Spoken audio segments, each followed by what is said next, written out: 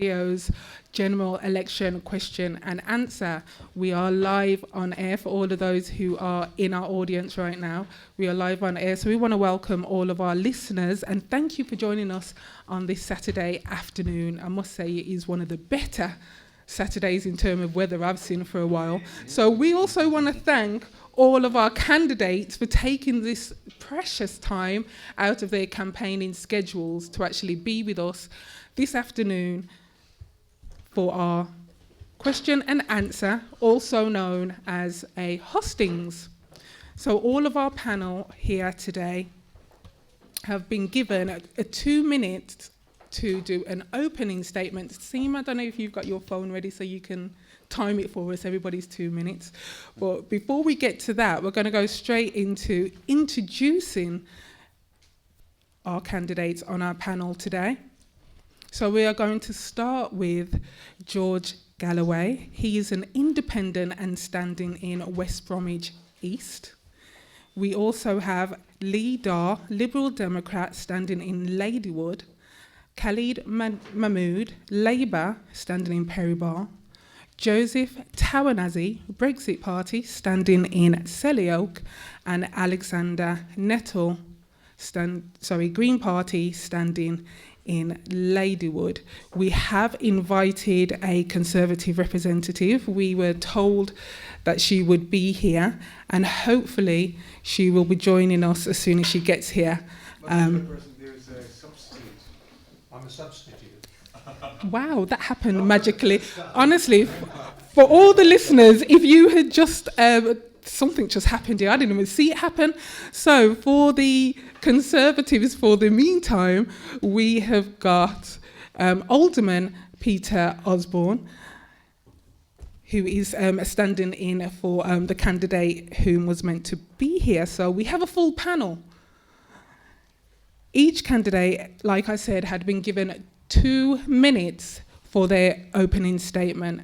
So we are going to start from this end of the table with Khalid Mahmood from the Labour Party. The mic is just there for you.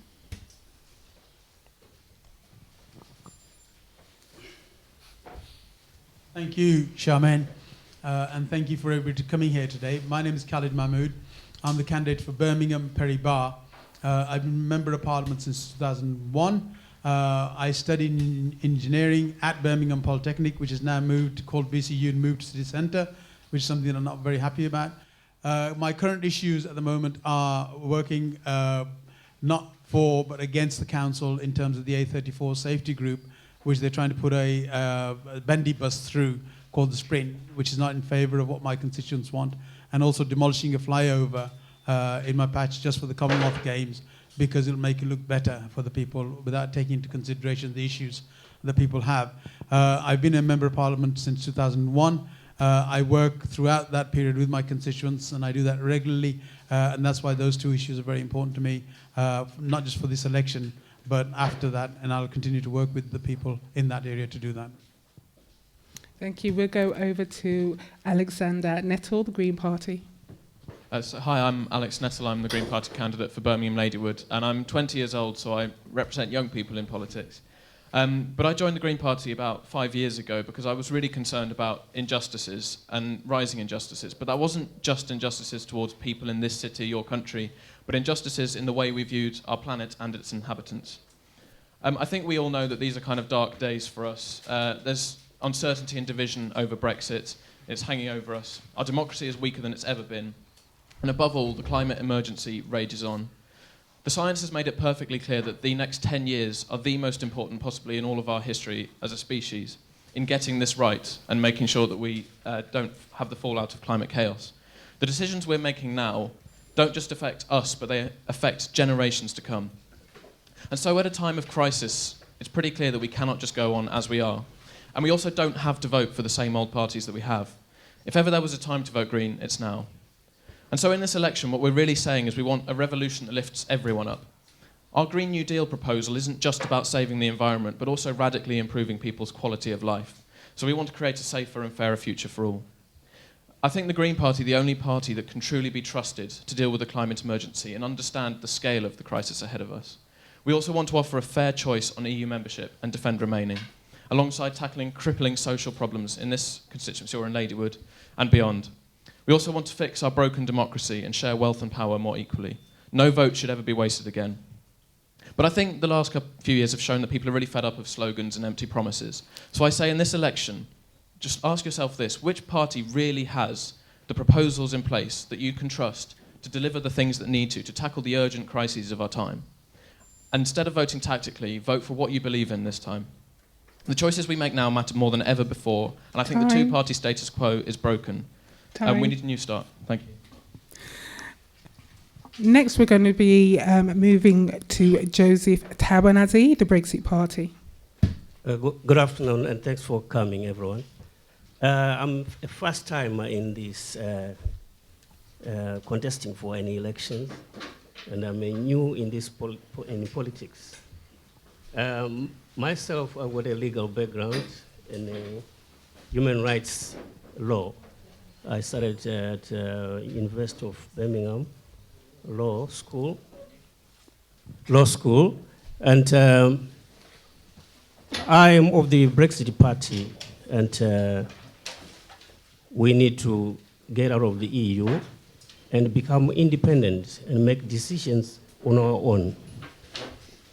One thing, legally speaking, is that we've got very respected courts in the United Kingdom with very fine judges as well. And we can make our own decisions without being overruled by other decision makers elsewhere. So we must be able to rule ourselves. The EU overrides any other law. We have to abide by the regulations from the EU. We have to follow the rules of the EU. We can't make your own decision without the EU ascending to whatever you make decision for. So I'm standing for the Selwa constituency. My concerns are for the students on university fees, interest after they graduate. We are not saying they should not go for free, because there's nothing for free. Honestly speaking, after they graduate, when they start working, that free education or free tuition fees is going to come back to them in terms of taxes. So they should pay for what they... Okay. Thank you. We're going to go straight over to Lee Dar, the Liberal Democrat Party. Okay, thank you, Charmaine, for inviting me. Always a privilege to come here, and thank you, everybody, for coming along and tuning in. I'm standing here in Ladywood, which is my home. This is my 6th debate this week. I really like them because the really fun part I find is hearing the questions, but then I'm happy to stay afterwards as well if you've got more questions that you want to grill me on.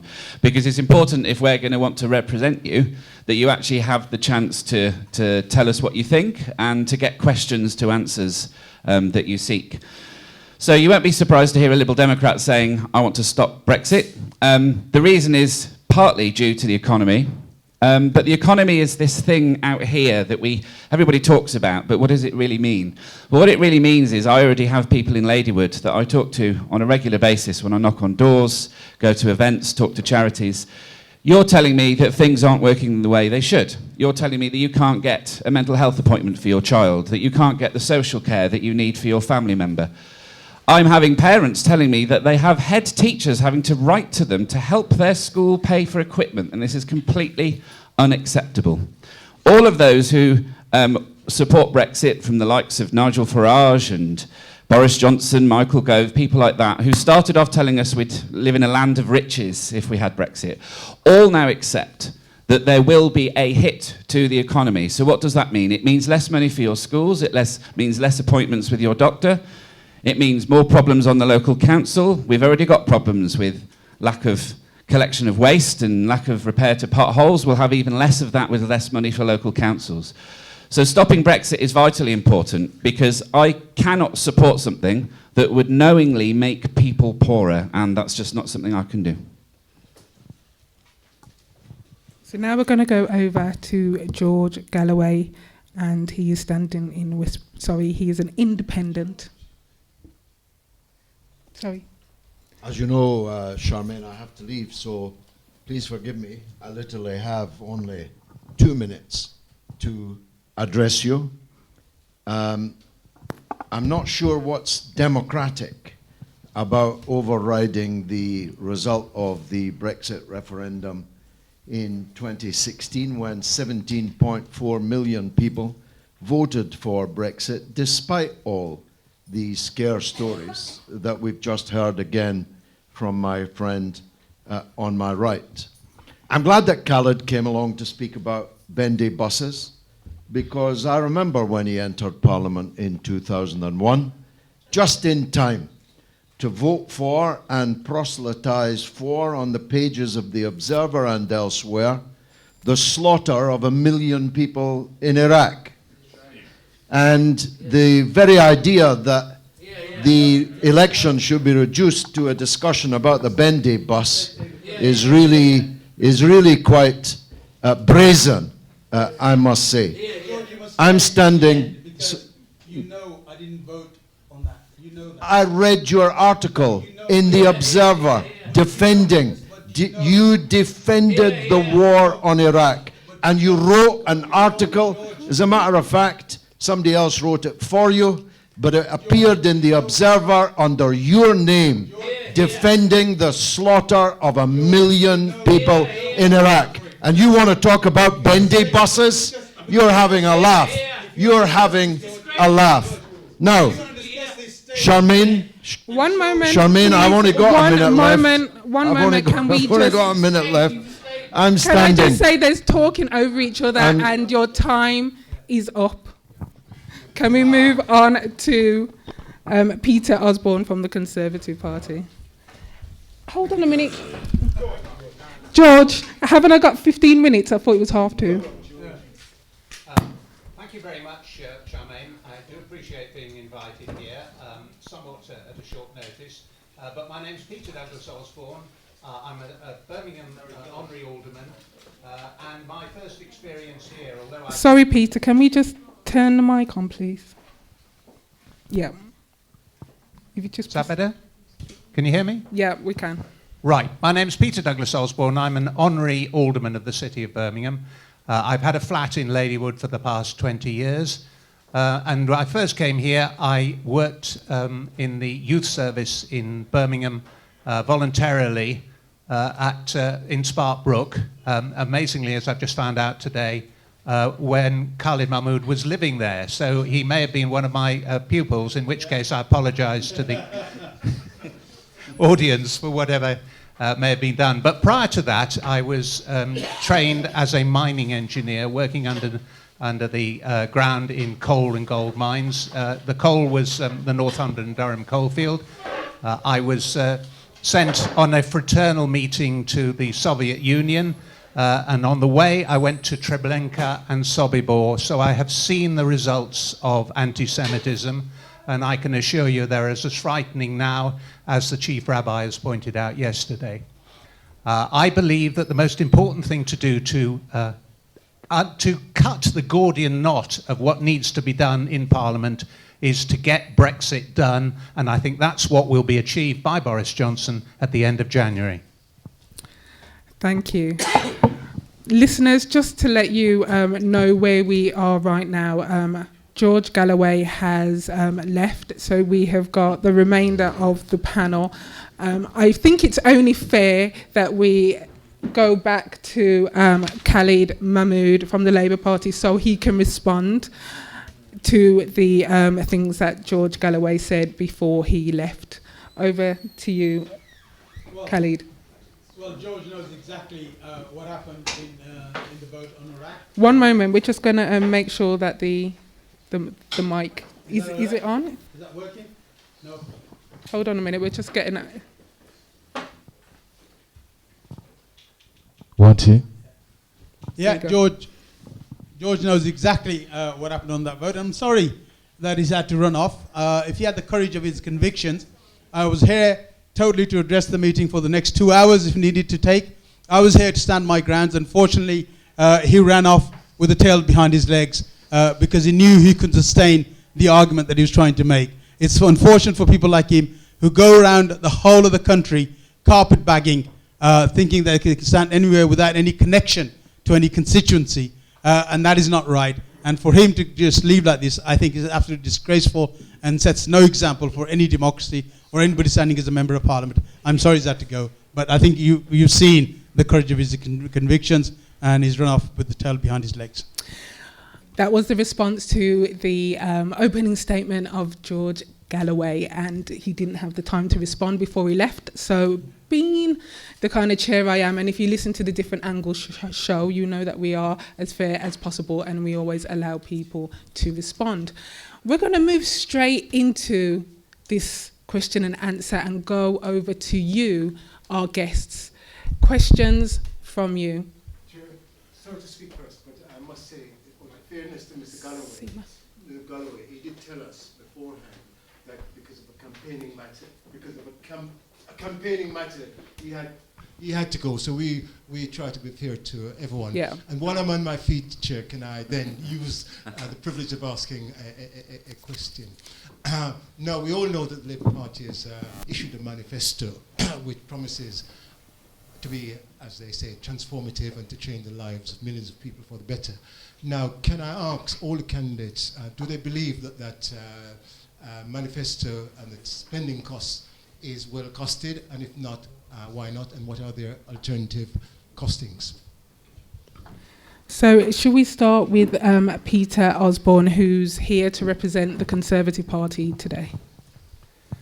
Thank you, Phil. I appreciate that question. And we've seen from the parliamentary reports that there's a certain scepticism on promises, probably on premises as well, if you look at the House of Commons. But the promises, they say, are the clothes that are to be worn after the election, and they're usually too big. And I think that has been the case in every single election. However, I think sometimes you can take that to a ridiculous level, and what you were referring to, Phil, I think is possibly in that category. I feel that you cannot predict the future, and statisticians know that. So to a certain extent, you've got to say, what is a likely outcome? And from that, you work back to see how much funds you've got to actually play with. Because it's only from private industry and from the manufacturing capability of this country that you can afford the public services we've got. And at the moment, we've been able to afford a lot more since the Labour Party left the country in a mess in 2010. And that has shown itself already. But to actually take your foot off the accelerator and put the brakes on is something that we get not the credit for, we get the criticism for. That's possibly fair, but you've got to do it sometimes. Now you can take your foot off the brake, put it on the accelerator, and I think we can afford to go faster. Lee Dahl, the Liberal Democrat. Yeah, I think one thing that's been an agreement across many of the parties is the need to tackle the climate emergency, and I think it's interesting that in many of our manifestos we're talking about how many trees we're planting, and of course now the magic money trees are truly out and growing for some of the parties. I'd like to take the words for an independent study on the main manifestos, and that's from the IFS. The Institute for Fiscal Studies. They have said, these are their words, not mine, that the Labour and Conservative costings are not credible. That's a direct quote from them. And they've also said that it's the Liberal Democrats manifesto that when you look at the details, that would actually give the most to the poorest out of the three main parties, which I'm really proud of because we may come on to this later. We're really wanting to invest in early years because the better start you give a child in their life, the better outcomes they have later as they grow up. One other element I just want to add from the manifesto, we're being really honest and quite brave. We're going to say we're going to raise a tax, and that's a penny in the pound on income tax, to finally properly fund our NHS, our social care, which includes properly paying and caring for the carers themselves, and also for properly funding mental health, especially, not only, but especially for children who at the moment are having to wait up to 2 years to get support and sometimes being sent 200 miles away from their home just to get support. So, yeah, the IFS has said ours is the most credible and we give the most to the poor to help lift them out of poverty, which I'm really proud of. We're going to go over to Joseph Teranazi, and he is the Brexit Party? Hello. Like most manifestos, especially of the Labour and the Conservative parties, they give figures which are mostly questionable or unachievable. I think manifestos must give something or promises which can be achieved, not which are unrealistic. And on top of that, these other parties have been running this government for years and years. And all of a sudden now they are offering to pump in money into some other avenues. What were they doing all along? And where are they getting the money all of a sudden now to finance all these things? So what we are doing is, what we aim to do as the Brexit Party is to divert some of the funds which are funding other things which are not a priority to the British people, to line them up to the real things, what matters to the people, and not just promise billions there, which is not known where it's coming from, and offering freebies like free education or free internet. What are they going to do with the BT? Are they going to nationalize it again and make it a national company? What is Virgin going to do? Other small ancillary companies which work together with the BT so far, what are they going to do? What if they want to increase their prices? Are they going to fight with the government again until they get it? And how long is it going to take? So they should not interfere with private enterprises. And networking, these communication things have been nationalized for reasons. And so far it's working. And if they start offering for free, it means nationalizing. Thank you. Over to Alexander Nettle, Green Party. So I think when we're talking about the feasibility of manifestos, it's not just the economics we need to look at, but also the planetary limits of what we're doing. And in the Green Party, we're clear that we want to commit to a high spending programme, 100 billion a year on tackling the climate emergency, and various other payments such as things like an £89 a week universal basic income for every adult citizen. But we know that to deal with the huge crisis that I mentioned in my opening speech at this time, it involves spending a lot of money, and that we are at this crucial time in our history where there is no deferring this problem until later on. So that's why this money is feasible. It is a feasible plan. And we're making the most of this period where there are low interest rates. So we're looking to borrow about £90 billion of that 100 billion, which we understand in conventional terms in political circles, saying you want to borrow a lot of money puts people on edge. But it's about going, what is the right thing to be doing right now? What do we need to be doing to stay within our planetary limits? And how can we better people's lives? So I think our manifesto is extremely feasible. In fact, I think it is necessary to deal with the crises ahead of us. Yeah. Right, well. Hi. Yeah, right. Sorry, Phil, this is, Khalid Mahmood, the Labour Party. Phil, first of all, if somebody is invited to a husting, they should have the courtesy to stay for the whole period and listen to all of the people that bothered to, first of all, attend from the public who are there and all of us who attend, because we want a serious conversation about our manifesto. And that's why, Philip, it's important not to give you apologies and run off. If that was the case, then he should not have been allowed to come here. He should have stood here and answered all the questions that were legitimate for that. And I think also, very importantly, the point that you raised about the fiscal transparency of the Labour manifesto, it has gone through the Institute of Fiscal Studies. They are happy with it. They've seen where the money is coming from. It's coming from the top 5% of the people that are there. The only thing outside that is the WASPI payment, which is outside of that, which will come from the contingency funding, because that is an issue currently in the courts. So when you have a matter that goes into the courts, the parties or the government always has to take money from contingencies if they lose the case. What we've said is that the issue of the WASPI women's payment, the pension payments for women over 55, who have been stuck in this complete and absolute devastating financial position by this Conservative government, is that we should look at how we can redress that, and we will redress that through the contingency funding that is available. We have got to go to that all-important advert break, and then we're going to come straight back in with all of your questions, because this is about you. And just to clarify and clear up, we were advised at the beginning that the times that George Galloway was given was slightly out. He did say that he would be leaving early, and this is why he's not here right now. So there was some confusion in regards to the message or the email getting back to him in which stated the format for today, and he's had to go off. So I just wanted to clear that up for all of you here and our listeners. And we're going to go for that all important break, and we back to New Style Radio's general elections question and answer, hashtag Hustings, taking place right here at the ACMC 339 Dudley Road, Winson Green. So the first part, you heard all of the 2-minute statements. Like we've mentioned, George Galloway has had to run off. So on the panel, we still have the Labour, Green, Brexit Party, Liberal Democrat and Conservative representatives. So there were a few hands up. And if I remember correctly, I can see quite a few going up now. Woo! So let's start with you, sir, over there sitting in that chair. Seema will bring the mic over to you, and we're just going to take them in order. Good afternoon. So Can you hear me?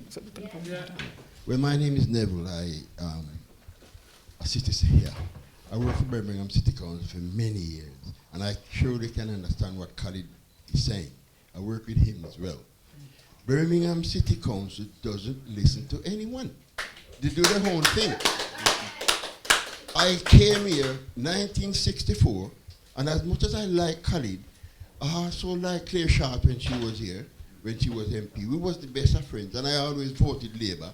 They have actually destroyed my belief in Labour, because I lived there when it was 3-day week under Labour, when you couldn't get a full week in that language under Labour, when you couldn't, when they bank up and use the money to pay the directors under Labour. So you had bankruptcy.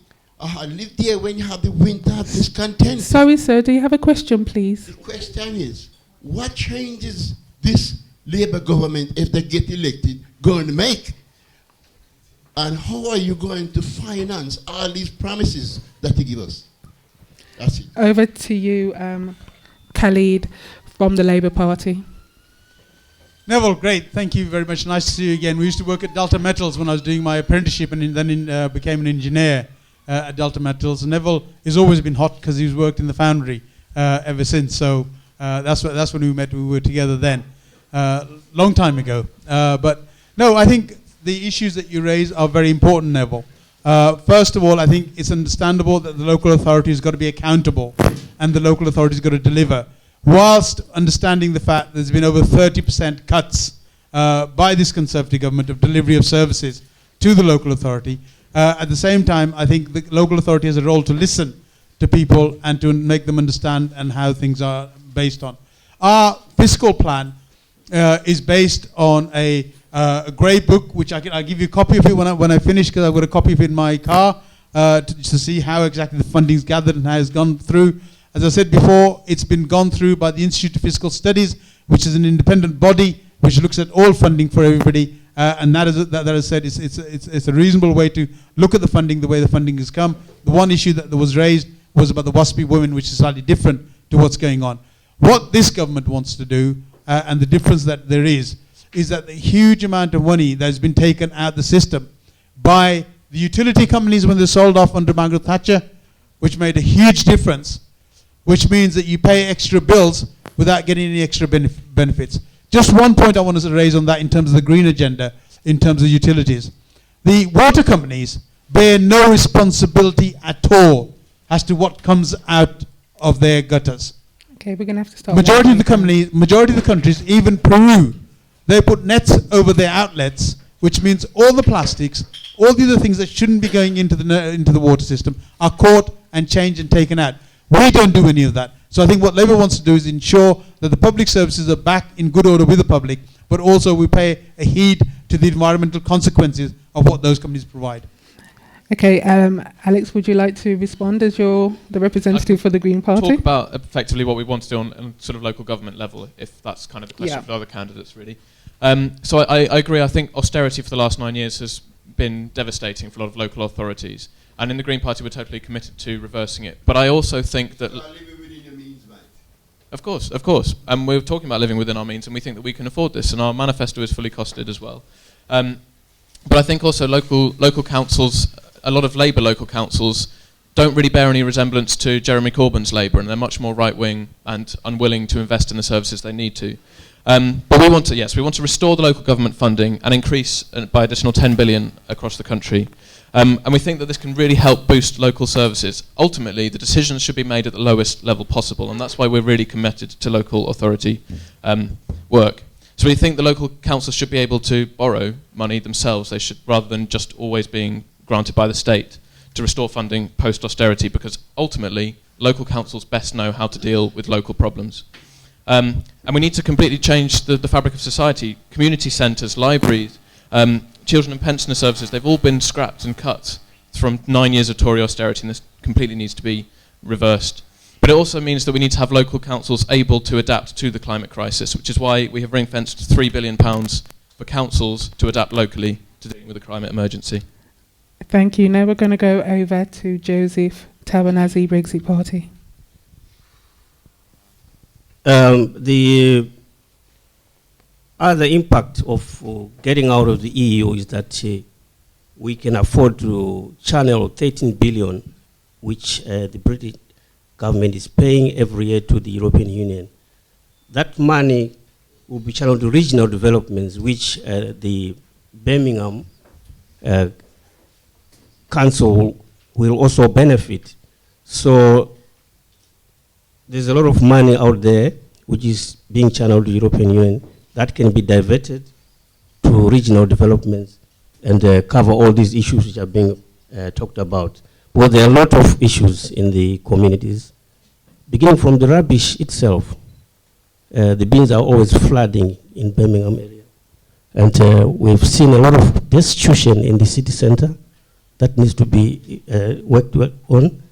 And people with mental health issues, they're all over the place. The council and the NHS and the central government need to work on these issues to make Birmingham a better place to live. Sorry, we're going to go over to Leader, Liberal Democrat. Neville, I actually agree with what you said there about not being listened to, and the reason I can agree with you is, as well as what I happen to think, it's what I'm told constantly on the doorstep. Consultations are made so that the council can say, we've listened to you, but then really they just go ahead with what the council wanted in the first place. You know, there's major issues around regeneration. Of course, we want regeneration. We were actually promised by the local council a major regeneration of Ladywood, and that seems to have gone quite quiet. And of course, there are major questions. People want to know, well, what's going to happen to my house? What's going to happen to my school? And we're not getting answers to that either. I have people who tell me that their council housing isn't up to standard, and some of these people are ringing the council and having the phone put down on them. It's completely and utterly unacceptable. So, of course, I would say this, wouldn't I? But by voting Liberal Democrat at local and constituency level, because I work in Ladywood Ward as well, will give you that change, because at the moment we're just... You know, people are saying, like you're saying, Neville, that they're not being listened to. So how can their issues be resolved when their voices aren't heard? And it's completely wrong. Peter Osborne, Conservative. Talking about the services that and utilities that were denationalised, that's a proper word. Let's take the railways. I don't know whether you know that in the last 20 years, the number of people travelling on the railways has more than trebled. And anybody who's stood coming back from London in a carriageway will tell you how upset they feel, as I have done. However, it's a product of being too successful. What the Labour policy is to renationalise it and turn it back to British Rail as it was, so we can all have a sandwich that should have been chucked in the bin 10 days ago. The local authority, which was your question, Sir Neville, the local authority is very difficult to get into to find out exactly what they're up to, or indeed who takes the decisions. For instance, 4 senior officers in the last 2 years have walked away, that we know about, have walked away with over £500,000 in compensation for job loss. It doesn't take long to spend money at that rate. And the problem is you've got a local authority run by people who do not run businesses. They haven't got the experiences, as you so well pointed out, of cutting your cloth according to your income. And Newcastle, that's right. And Newcastle has managed that. So what we've got to do, I think, because this is almost inevitable, we've got to devolve the decision-taking and the funding down to the level of the mayorality. And this is what Andy Burnham in Manchester and what Andy Street in the West Midlands wants to do. So we've got one person who's in control, who's capable of running a business, who can run the local authority expenditure without wasting it. Thank you. Can I just get the hands? Can I just get the hands up as well as Khalid comes back in? Can I get the hands who wanted to ask question again so me and Seema can get our formation in order? Okay.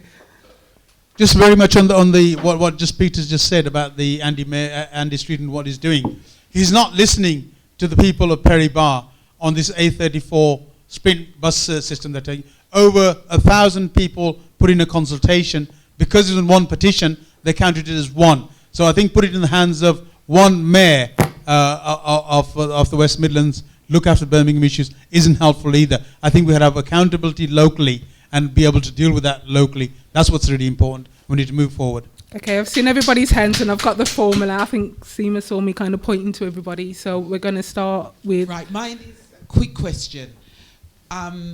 Should I declare who I am? Yes, please. I'm Paulette Hamilton. I am a local councillor in a ward called Holyhead, and I'm also the cabinet member for adult social care and health. So my question are to the panel members, and I'm from Labour, so I do want Khalid to answer this also. It's about nurses. Now, the Conservatives have talked about these 50,000 nurses that are going to be produced all of a sudden in coming back into hospitals. Now, in Birmingham, we are desperately trying to ensure that the Metropolitan Hospital gets built and we have enough nurses to cover that hospital. We've also got another scenario there, that there is an argument that 19,000 of those nurses have already been accounted for. I'd like the panel to tell me, what do they believe is true? And secondly, if they had 50,000 new nurses, what would each party want to do with those nurses? Because I'm struggling, as somebody that's been a nurse myself and knows how much training you need to go onto those wards, to understand where 50,000 nurses are going to come from when we're about to leave Europe. People are running out this country at a rate of knots, and we don't seem to have another pipeline coming from anywhere to get nurses in this country. That's my question. Thank you. We're going to go over and start with Alexander Nettle from the Green Party. We're going to start with you. Is this, yeah. So that's a really important question, and thank you for it. I'll start with the point about the EU. In the Green Party, we want a people's vote, but we want a campaign to remain in the EU, and I think we recognise that a lot of the nursing staff in this country comes from the EU, and that's a hugely important contribution. In our manifesto, we're committed to putting forward £1 billion for nursing. But to talk about the kind of specifics, where are these nurses coming from? I'm not a nurse myself. I'd love to have a chat with people about this who actually are in the line of work, but my perception of it is that at the moment it's not made into an attractive enough job because of things like the bursary being slashed for when people are trained, and in terms of the wages that nurses get and having proper wage increases. So I think what we need to do is make it into a job that people who genuinely want to contribute to that field feel more able to go into, feel that it's a job that is worthwhile for them to do. So I think we need to have a different attitude and put money into training nurses up and making sure that they are able to do that job and contribute to society fairly. Lee Dar, Liberal Democrat. Thank you for your question, Paulette, and can I just say a personal thank you? I know how much you've done on mental health in Birmingham, so I appreciate that. So the 50,000 isn't 50,000, is it? It's a bit like the 40 hospitals that we found out were maybe 6. So of those 50,000, I think you rightly say about 19, 20,000 are those that the Conservatives wish to try and convince to stay. But the problem is there's two ways, and you've touched on this. First of all, we've lost about a third of our workforce that came from the EU because they're telling us they no longer feel welcome. We saw the horrific case of an Indian doctor who has lived and worked in this country for many years, who got told by a white patient, well, can I have a white person to do my surgery? It's disgusting. So the attitudes we've got towards people, they're going back home because they don't want to stay here. But it is also the case that if the Conservatives do convince some of these people to stay, they also want to make them pay £500 for a visa for the privilege, which is also wrong. So that there's a lot of problems I have with that figure. One of the questions around nurses is, of course, you can always say, well, which kind of nurses are they talking about? Because there's such an array of nursing that happens. The morale in the NHS workforce, that I talk to at the moment is woefully low. They're doing too many extra hours for their own well-being and their own mental health, which of course may affect care. They do an amazing job, but if you've just said, oh gosh, yes, I'll do another shift because somebody else isn't able to come in, well, you're going to suffer as well. So the workforce morale, the pay conditions, GPs are now having to effectively work to rule because if they go 1 hour or 1 minute over their allotted time, their pensions get decimated, so that needs to change. So these are the people that in our hour of need, mental health, physical health, should be equally important. In our hour of need, that doctors, nurses and carers and social workers, if they aren't in a good condition mentally and physically, then it is going to affect the care that they can offer. So it's, pay rises absolutely need to be done immediately, but the working conditions have to improve. Thank you. Joseph Tamanazi from the Brexit Party. Once we appreciate the job well done by the EU health professionals. Since we are advocating for the exiting of EU, it doesn't mean that the manpower or professionals from EU are not welcome anymore. They can still come, provided they satisfy the requirements of them being here. Same as what other nationalities have been doing from Africa, Asia, and so they've been here. We've got Asian doctors, African doctors, Caribbeans. They've been coming through a different process, which is different from what the EU staff members have been coming here.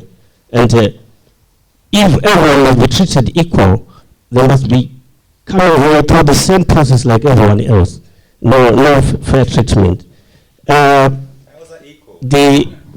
The NHS should not be privatized. That's another issue. It needs to stay as a public service.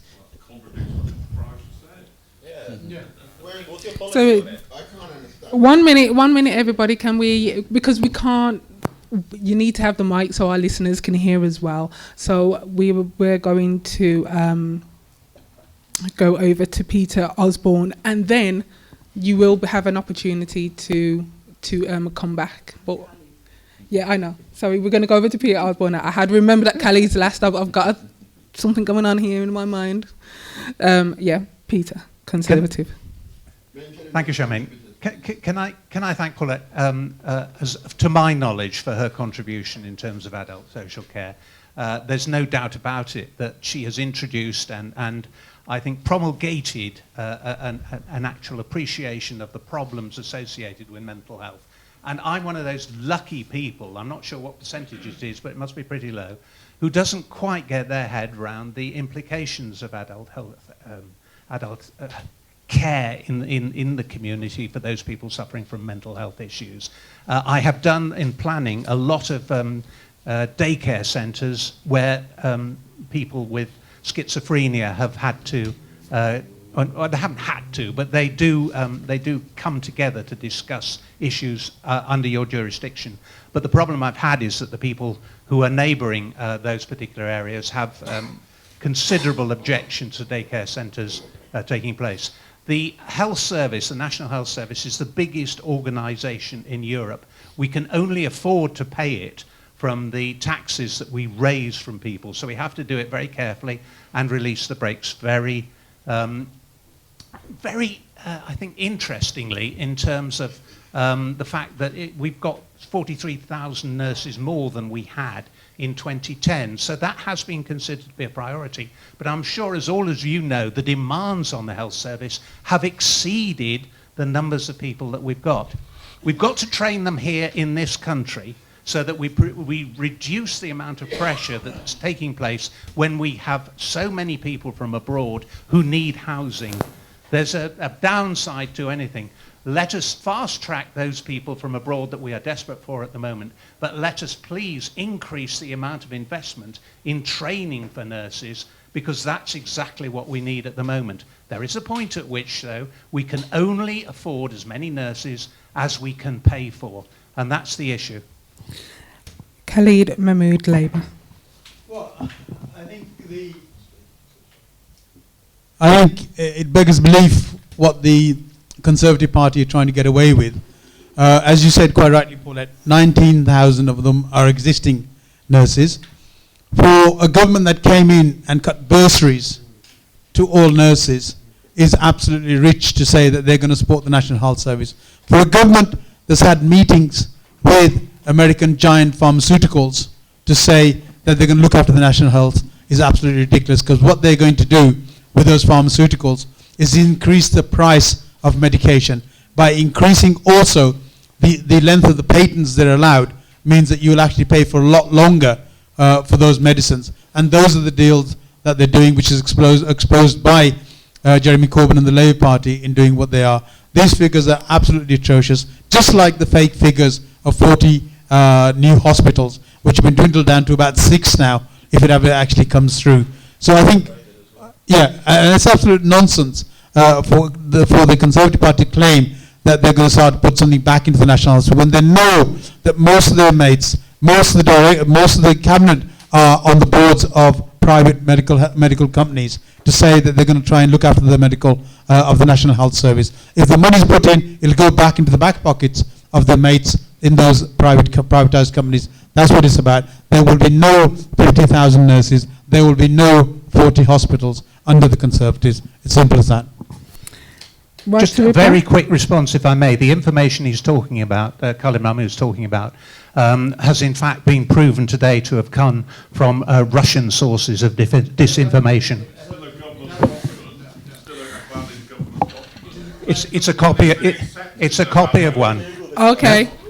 All right, everybody. We have got a load of questions. I've got a suggestion to the chair. Why don't you take 3 questions at a time, so more people can speak and the audience The audience is just saying that they'd have to remember them. Okay, my question is, yeah. I'm Val Benjamin and I'm a chaplain for Birmingham City Council.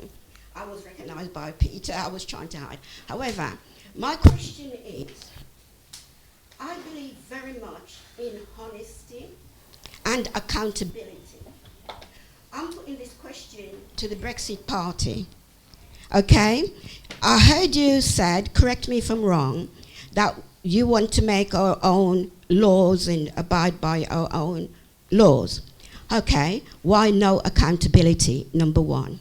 Number two, where's the honesty? People voted for Brexit under false representation because they believe that they were paying so much, which was totally incorrect. How do you correct that? Joseph, that question was directed to you, so we'll start with you and we can go through the panel if everybody wants to answer. On the issue of on the issue of how people vote, I mean, it was people's choice. People were given the opportunity to choose, and that's what they chose. So we say that should be respected. And would anybody else like to come back on that one? Okay, everybody's gone. So we'll go with Alexander, the Green Party, and then we'll work our way through the rest of our candidates and also panel. I think honesty and accountability is hugely important in politics and has been lacking. And thank you for your question. I agree with effectively all of what you were saying. And I think we've seen recently, I mentioned in my opening speech, the threat to democracy. I think part of that is that we have a Prime Minister who is not accountable, who is making these claims that have been so frequently proven to be bogus and lies, and then he won't sit down and do an interview with people like Andrew Neil to properly answer to those. I think it's hugely important. In regards to Brexit, yes, there were a lot of lies that were, emblazoned on the side of buses in 2016. And I think we have to recognise now that the context of Brexit has completely changed. And when that question was asked, the information people had is now very different. And the question is now different as well. Now we have a specific Brexit deal that bears no resemblance to then. So I think we need to have a people's vote to give people the chance. But we need to be really careful this time and have proper accountability towards these politicians, make sure they're scrutinised, and make sure that lies are called out immediately. I can see that Lee from the Liberal Democrats ready with the mic. Yes, Val, thank you for your question. I agree with you. I mean, it's interesting you pick laws. It's a good one, actually, because we are told by the Brexit Party and others who support Brexit to say that we can't make our own laws in this country. Well, to start with, that's just not true, because we do make our own laws. Yes, there are some laws that come from the EU, things that protect people in work under health and safety and protect our environment. So I can't say I disagree with them. But we, of course, send our own elected MEPs over and they start helping to make the laws. It was British MEPs that pushed ahead so that they scrap roaming charges and give you, that's on mobile phones across Europe, and British MEPs that managed to get in automatic refunds after delays at airports across Europe. So even starting with laws is a good one, because we do make our own laws all of the time. And in terms of accountability, one of the problems I think that we've got now is that it's become normalised for people to say, you know, I'll make a pledge, I'm going to paint all ladybirds yellow. And it kind of almost gets lost in the noise, because everybody is, not everybody, sorry, that's wrong, a number of prominent people and certain leaders of certain parties are just making up things on the hoof and getting away with it. So it's down to us, because as well as me standing as a candidate, I'm also a citizen with you. It's down to us to hold them accountable, to come to these events, to make sure they get answers to questions, to tweet and to Facebook and go to council meetings and go to their surgeries and knock on their door and ring them up. And you know, it's us that has the power, and it's about time that candidates like myself and elected politicians realise that it's you that's in charge of them and not the other way around. So we're going to go over to Khalid, and then we'll come back to you, Peter. Look, I think it's absolutely right. First of all, politicians, all of us could be held accountable. And when we have blatant lies, blatantly not answering questions, when we have people blatantly misleading people who want to look at these questions and ask them and interrogate them, not turning up to those questions. That's what democracy in the UK has always been about. It's been about being open to scrutiny, and we should do that.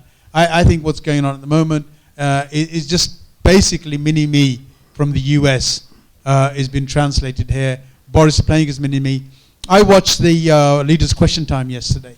It was absolutely disgraceful that Boris was prepared to just literally not tell the truth on most of the issues like the hospital, the nursing, and the stuff that's going on. And they say about transparency and the issue about Russian money coming in and that sort of thing. There's a report lying on the Prime Minister's desk a month before Parliament broke up. Everybody asked for that to be released before the election. He has sat on it. He has sat on it because we all believe there's an interest for him to sit on that. So let's not talk about that. Let's also talk about the £8 million that was donated to the Brexit campaign, which was not felt to be legal, because referendum law is different. Because the referendum law is different from the election law, it proved that they were held in contempt of that. They were charged, and then they launched an appeal, Jacob Rees-Mogg included, launched an appeal, and then withdrew the appeal, knowing full well they were not going to be successful on that. So I think when they talk about elections, when they talk about the money coming from outside, it's in the courts, my friend. So have a look at it, and the transcripts are available as well. So that's what's happened. Peter Osborne, Conservative. Val, you're a theologian, and you ask a theologian's question, which is perfectly reasonable, as to truth and the responsibility for telling it.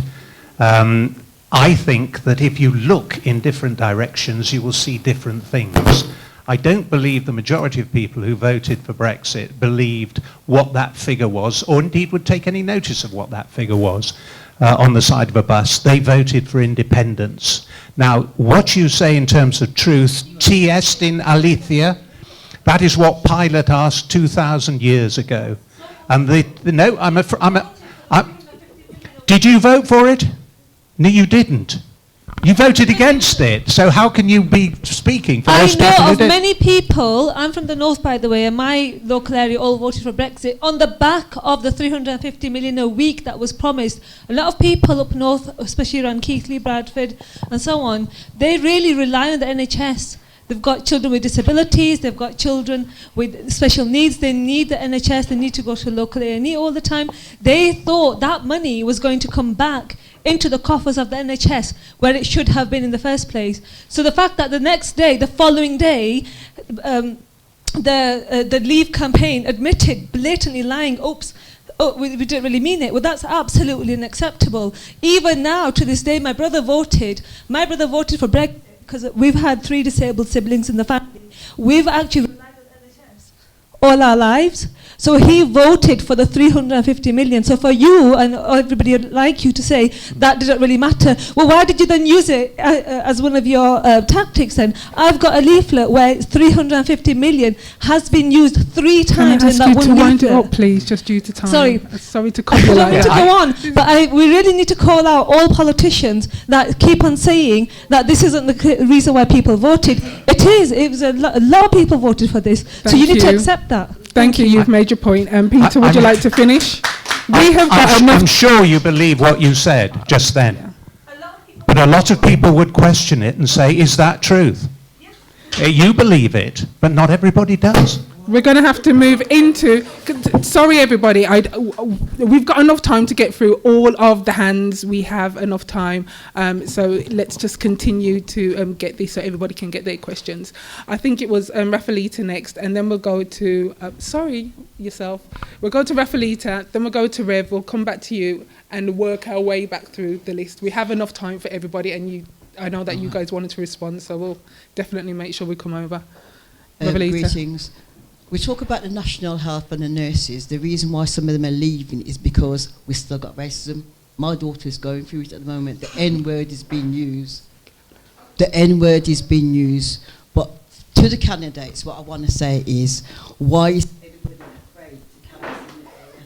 I know that within 2 weeks, the candidates for this area can cover all the walls, because I've done it with Clareshaw. And I find it's like you're afraid of us. The leaders come to Birmingham, they don't want to come and mix with us. Everybody seems to be afraid of us, right? Nobody wants to do canvassing in the area. I know in 2 weeks it can take. And as a matter of fact, Birmingham does not have a cutback. It has an equal pay. It has a bin minst problem. And right now, houses have been built, but it's not for us. Thank you. So the question is around canvassing and seeing the candidates in areas actually talking to people. So let's start with leader. In terms of canvassing, I'll be really frank. At the moment, we've got a very, very small team. So to cover all of the area in the period, it's not achievable. Also, unlike sitting MPs who are able to campaign a bit more, I think other people on this panel and many people in this room, I've got a full-time job as well, which does involve me going away from work. I've been able to take some holiday, but I have to carry on in my full-time job, which does involve a large amount of travel as well. So that does restrict me. What I have done in this election, though, which as a Ladywood candidate I think is important. I'm the Ladywood candidate that has accepted all and come to all hustings like this. Now I know this is one part of the situation. I was with Khalid the other night at the church on Aberdeen Street, for example, at the university and other events. So I think it's important that I come to events because we're getting questions like this from you that you need answers from. So this is something I felt is important, so I've come to all of the events for this election because I want to represent you in Ladywood. So I can't at the moment, both money-wise and time-wise, cover the whole area, but I actually already am working in the ward. So I'm already hearing from Ladywood residents for the last few years and for the next few years as we lead up to the local council elections as well. So I also think it's important, which I do, is that we don't just come and visit people and talk to them and come to events during elections when we're after your vote, that we actually work all year round and make sure we're hearing from you outside of elections as well. Thank you. Let's go over to Khalid Mahmood. Well, I mean, I've attended most of the hustings for the Labour Party, so I think I've I've been around most of the areas speaking to people. I'm very happy to engage with people. I walk down my streets in Perry Bar constituency. The lady just walked in there, Annette. I met her because she phoned in about a campaign that she was doing about the sprint bus, and she wasn't getting any traction from anybody. So Annette called me. I saved her number as soon as I got from the office in my phone. So a couple of hours later, she calls me because the office gave her my mobile number. And she calls me and I says, Annette, how are you? She said, oh, how do you know my name? How do you know I've called? Because her number was already saved. So ever since then, she calls me Mr. Magic Mahmood, but that's something else. But I walk my streets, I contact my people, I contact my constituency. We go around to all of the areas and we have a huge contact. This phone number here, I've had for over 20 years. Has been with me. It hasn't changed. I haven't got two phones. That's the only phone I've got. A very old friend of mine who is currently in Jamaica at the moment, Camilla Adejohn. She once in the evening was watching watching Question Time. So at 11 o'clock she decides to ring me. I answered the phone and said, Camille, what's the matter? She said, I just wanted to know whether you're accessible or not. I said, what do you mean? So they're saying on Question Time, is your member of parliament accessible? So I thought I'd try and ring you. So she rang me at 11 o'clock at night. And I think what the issue is that all of us, whether we have to work in London, whatever we have to do, we don't forget the people that we represent, which is what's in our constituency. And I try to do that at the best of my ability all the time. Okay, sorry, can we now go over to Peter Osborne, Conservative? Can I totally deplore the use of the N-word under any circumstances? So I do feel for you. I'm sorry it happened within. I don't think you'll find that's a reference to colour. It's a reference to the rights of women to wear what they want. And if you'd read the article, you'd know that. As a lefty, though, all you do is take your advice from other people who only see a certain amount of the issue at hand. So I do obviously deplore that. And as far as I want you to answer my question. Yeah. You've got to shout down everybody who we disagrees with you. We are going to be coming to you. We are coming just to the you. same as George Galloway here. Go on, you're a duplicate. No, I do appreciate it. And as far as I'm concerned, walking around this neighbourhood has never been a problem of mine. I'm lucky. I'm one of those people. People tend to recognise me from even my youth club days, and that means that they're a bit old at the time. But there's no doubt about it. I have an advantage here in that I'm over 6 foot tall. Now that for other people it is frightening. Well, that's a disadvantage in case you hadn't noticed. No, that gives us privilege that we're earning. I don't accept that we're privileged. I judge everybody from the point of view of the capability as an individual and the job that they do. So can you thank your daughter for everything she does for us? And I hope I'll be able to meet her soon. Okay, we're going to go over to Joseph from the Brexit Party, and then we'll move to Alex from the Green, and then we'll take our next question. I'm going to start timing responses now because there are lots of hands. We have got enough time for everybody and doing it in the format that I'm doing it. However, I'm going to start timing people's times now. So, sorry, we can't do that. There's lots of people who want to say something, sir. Please, Gramps. Joseph. Yeah, I think people should just respect each other. The British community is one. We have got so many people from different spheres of this world, and we all work very hard to make life go on smoothly in this country. So using certain words is just unacceptable, and it doesn't bring any harmony in the community. In terms of knocking doors in certain areas, though I'm not campaigning in this area, I'm campaigning in Selwok. I think we've been all tied up with the same fact that the time limit has been very short for us to organize ourselves, especially ourselves as new people and working in the new party as well. To set up our teams has been very restraining. finally, Alexander, from the Green Party. I'll start with saying, from given what we just heard a couple of answers ago, as a white man, I am hugely privileged in a lot of ways, and I think we have to acknowledge that there are huge structural inequalities to do with race and other protected characteristics, and we really need to recognise that and understand that. In regards to the canvassing question, I'm really sorry we haven't been able to get to you, and what I've been trying to do is get to as many places as I can, but also as someone who is a full-time student and has a team of about 3 people who are able to canvass. We just haven't had the time to get everywhere, and we also, as a smaller party, we don't have the financial backing to send leaflets out to everyone, so we're doing our best. And one thing I've been trying to do is make sure that my contact details are as easy to find online as possible. So I've made my leaflet public. I've been on all the websites that have candidate details and submitted my email address so that people can get in touch with me if they need to. So I'm very sorry we haven't been able to get to you, and I hope that in the last few days we will. We do actually plan to do a canvassing session in this ward. Exactly, so we are planning to, but I'm very sorry we haven't been able to get to all the houses so far. Okay, yep. Our next question. Hello, Father Timothy from St. Chad's Cathedral. The question about honesty and accountability. I came here today to ask questions of Charmaine Mahmood as the previous sitting MP. She's not here. There's a suggestion she's ill. George Galloway was criticised for walking out early. At least he came. So I would just like to say, and whoever Mary Noon is, I'd like to know why she's campaigning somewhere else today. I've made time in between a busy morning and a busy afternoon to come here for the one opportunity I have to question the candidates. And I think it is deeply disrespectful to those who have not shown up today. That this has been advertised as an opportunity to ask the questions. I also concur with my colleague who's just left, who asked the question about honesty. This isn't a question of at election time they promise you the world. We know that. That's a given.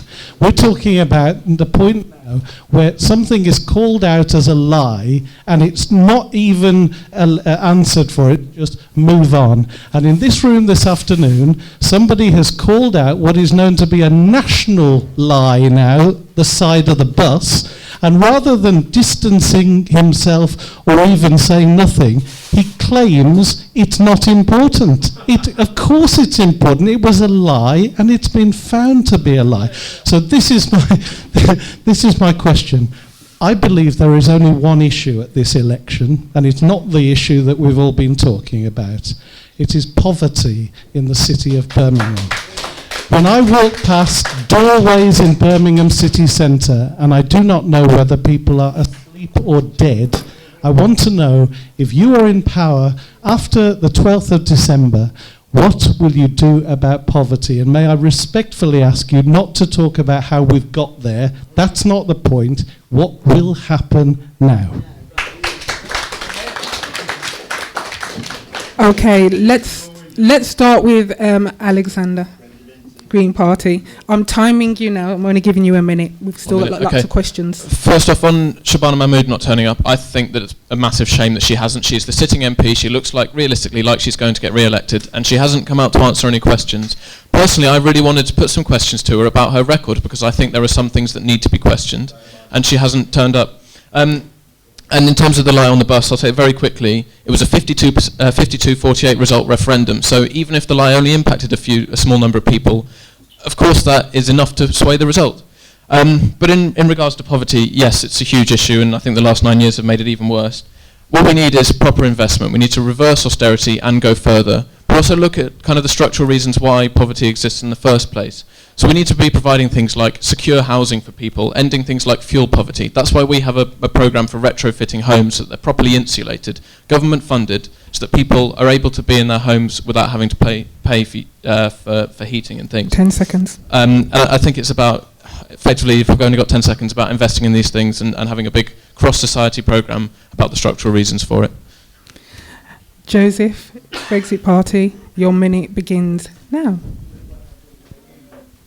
I think poverty, and I think I've mentioned earlier on about destitution in the city centre.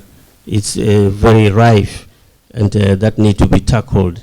What I would suggest to happen is that many people need a place to live, which is warm and comfortable like any other person. People with their own difficulties, they have to be looked into and be accommodated according to their issues. So there's a need for more funding for service providers to cater for people, and people with mental health, the elderly, and disabled people. Thank you. Let's go over to Khalid Mahmood. Well, first of all, as far as Charmaine is concerned, I've been told that she is ill, and I know that that's what the case is. So that's what I've been told, and I pass that on to you, and that's why I'm here. In terms of poverty and politicians, first of all, I think it has. If we want to engage with people, then we have got to stick to our word, and we've got to be held accountable for it. The more of that we do, the less engagement we get, the less interest we get from people, and that's not where we should be. In terms of poverty, I've already spoken to Paulette's director of services. We're looking for a pilot scheme in Perry Bar to work on all the agencies coming together to do that. I'm looking at working with housing associations in terms of how we look after care for people that are out in the streets and not looked after and not supported, how to support them through education, also through mental health as well. There's a key ways of doing 10 that. seconds. And I think what we want to do is move along with a considered program. I'll be happy to discuss the program with you afterwards. Thank you. Peter Osborne. My Conservative. Saviour said that the poor you will have with you always. And the fact is that, comparatively speaking, we will always have the poor. The question is, how do we lift them out of poverty? And you will find in the last 12 years, we've managed to increase, for the last 9 years, and there you see, you have a slight difference there, and the same as the difference on the side of the bus. People did not conceive that that was a figure that was totally the answer, because it's a prediction for the future, and you cannot see. It could, in fact, be lower rather than higher. So let's be practical. Let's be practical about what we can do for the poor. And it's a responsibility for all of us. For the last 9 years, we've seen the numbers of people who are in work gradually rise until we have over 31.5 million people in that capacity, and that enables them to do it. But for the people who've lost, as Khalid Mahmood rightly says, if you go out on a Tuesday night, you'll find there are people in the centre of town feeding We're going to have the to move people on who are now. homeless. Over to Louis from the Liberal Democrats. Thank you. As I say, I've been to all of these events, and some people have asked me, who've arranged them, can I get hold of Shabana? I don't have her contact details, so I can't, but they have said that she hasn't been accepting the events. I can't say why, I don't know why, but I do know she has been campaigning in other areas. So the more votes you give to other parties, such as the Liberal Democrats, the more that we can push sitting MPs to not take votes for granted. On poverty, there's sort of two things. There's long-term and there's short-term. So short-term, we need to extend housing first to give them opportunities of somewhere to live. A lot of people say, oh, go to a hostel. The state of these hostels are disgusting. They have people in there suffering abuse. They have people in there who have drug dens that they don't want. Some of them sleep on the streets rather than go back to the hostel. And you have to stay there 12 months before you can apply for another place to live. So we need to massively expand the housing. If you see a homeless person on the street, do ask them their name. I mean, them having name recognition is incredible. Massive investment in early years. Young people, give them the best start in life is one of the key ways that we take people out of poverty. Black people, for example, are twice as likely, so we have to move on. Our next question, and then we're going to go over to Reverend D. Thank you. Sorry, can we get the question? All right. Sorry, my name's Russell Green. So my real point is, first of all, some of the commentary just mentioned, we do have one of the best or the best health service in the world. So, please, let's always put it up on high, whether you are European or from the Commonwealth that Have you got a work question, inside there. please? I do, sorry, but. So my key concern is probably towards Labour and the policy that's been projected. I'm a Labour man all the way through my life, but unfortunately you really have scarred many of people in my thinking, the 17.4 probably as well. What would be within the mandate that you're offering the package? How could we reinvest and retool our nation in the industries that we're saying we're lacking? We're still inside Europe, who have laws and legislations that up our budget of what we're allowed to spend in our GDP nationally. Thank you. Khalid, as that was to the Labour Party, we'll start with yourself. Timing starting from now. Engineering and manufacturing. Jeremy Corbyn actually came to my constituency. We have a large one, probably one of the largest training schools in the country, the Engineering Employers Federation Training School. 4 years ago, it started off with 300 spaces. It's now got 1,100 spaces. All of the funding for the capital works has been done by the members of the Engineering Employers Federation, not by the government. What he wanted to promote in there is how we do better engineering and manufacturing for Britain, made in Britain. That's what we wanted to do. So he's already got the plan for that, because what he wants to do is to move forward on supporting engineering, manufacturing. You've got majority of your build, as Germany does, in huge amount of investment in engineering, manufacturing, which since Margaret Thatcher, the Tories have forgotten about and wanted to get away from manufacturing. That's what we're doing. He's got a huge plan in terms of the green jobs, which will also come from engineering, manufacturing. 5 seconds. So there's a huge potential for us to work through the green agenda and the manufacturing engineering agenda. That's it. How would that be possible in context of staying in Europe, in the sense of... We don't need Europe to provide budget control. As long as we train our people to do the right thing, it doesn't matter what we do within Europe. Germany's doing it, France is doing it, Spain's doing it, Italy's doing it. Why can't we do it? And that's a simple answer to that. Would anybody else in the panel like to come in on this, seeing as though it was a targeted question? I think it's really important just on... Leader, Liberal Democrat.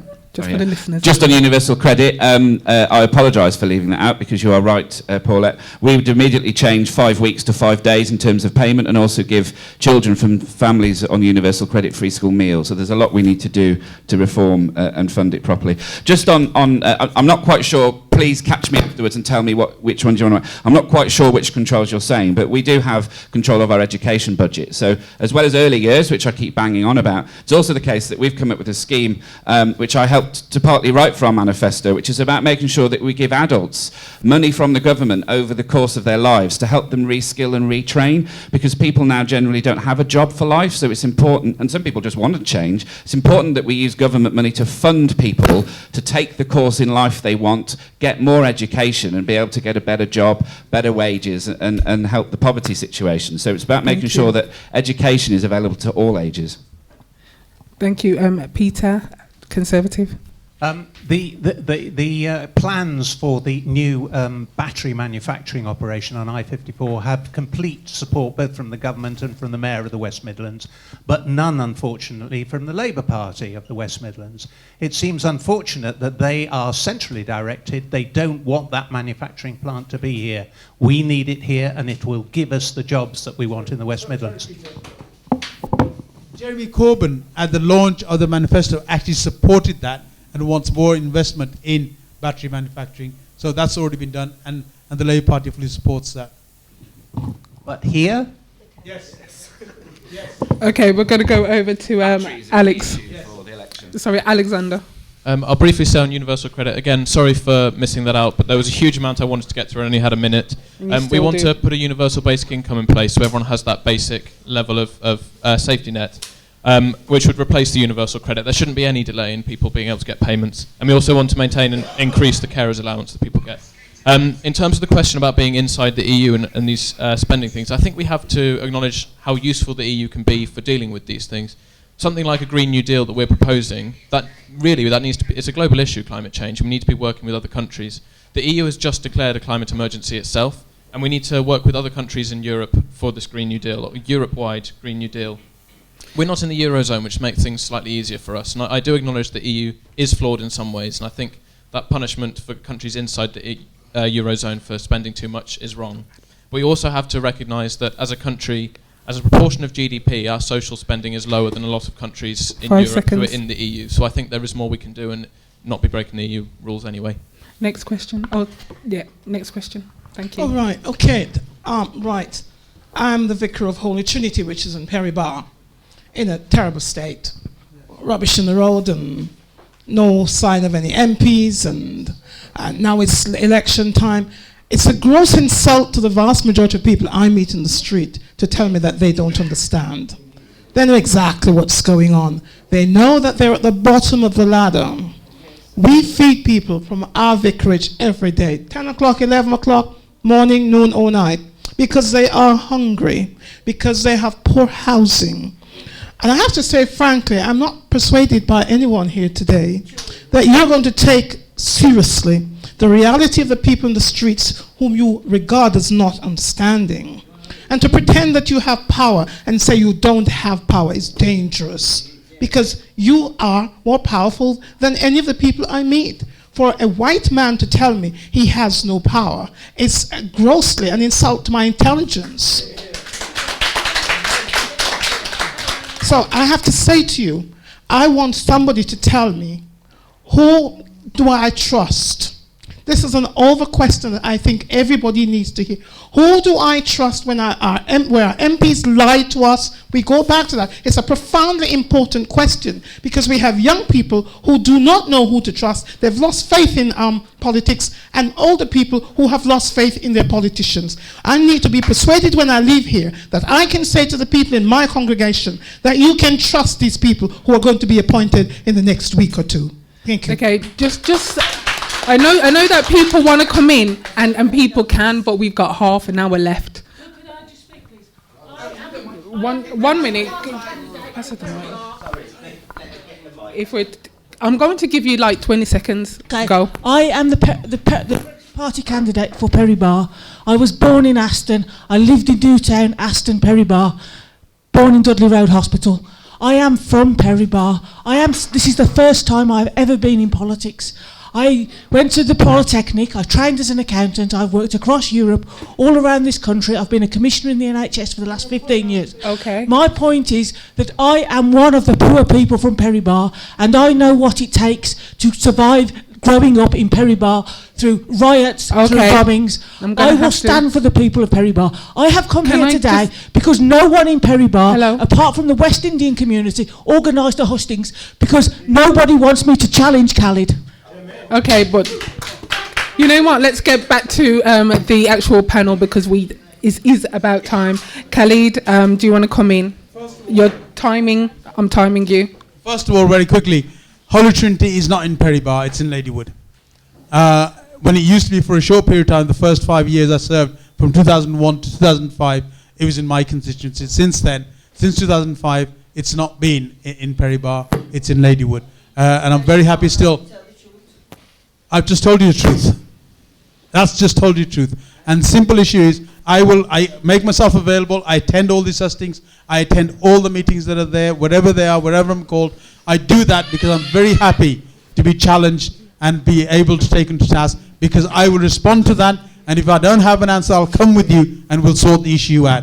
That's the way it works, and that's what I do. That's what I've done. Please do. And that's what I've done for a long time. Paulette is quite right in terms of the universal benefit. It is the worst thing. It was done deliberately. It was done deliberately to undermine people. 10 seconds. And it was deliberately done to do that. What we need to do is change the whole system back. And when we say that it'll be done in a smooth transition in a different way, it won't. Because when you have 6 months waiting, people will end up losing out, and that's what the problem is. Yeah, thank you, Vicar, for what you've said, and I completely agree, because one of the things, as a small L Liberal, regardless of what party I'm in, we agree with the approach you take, that it's only by being rooted in the community can you try to understand what the needs are. So some of the work I'm doing across the West Midlands is looking specifically around issues largely for young black men, in terms of the racial bias we have in the criminal justice system. We see the Conservative manifesto wants to increase stop and search. We all know who is going to be stop and searched unfairly. That's racially biased. Health, mental health services trying to be offered to young black men are often, they go into the service and come out again because they don't feel appreciated or wanted. So the institutions we have are themselves racially biased, and it's important I'm involved in those sorts of activities and work, because as a white man I have a lot of privilege that I never earned in the first place, and it's important I get that checked. So absolutely, I work with these people and hear from them all the time to make sure that if I'm put into power, that I'm going to do things that actually improves their lives. Peter Osborne, Conservative. I don't think you quite got my philosophy. As far as I'm concerned, I'm equal to anybody else. I don't regard any of them as being inferior to me. I judge people entirely on their capability and as individuals. And I hope they do the same with me. So you may feel that. Well, in terms of institutions, we're being charged at the moment by a large section of the Afro-Caribbean community with doing something about knife crime. If you don't want us to do something about knife crime, then just say so. I think it's important. I think the answer is stop and search. Okay, everybody, can we please? It has to be geared for the time necessary to reduce the amount of knife crime. If you don't want to do anything about it on the grounds of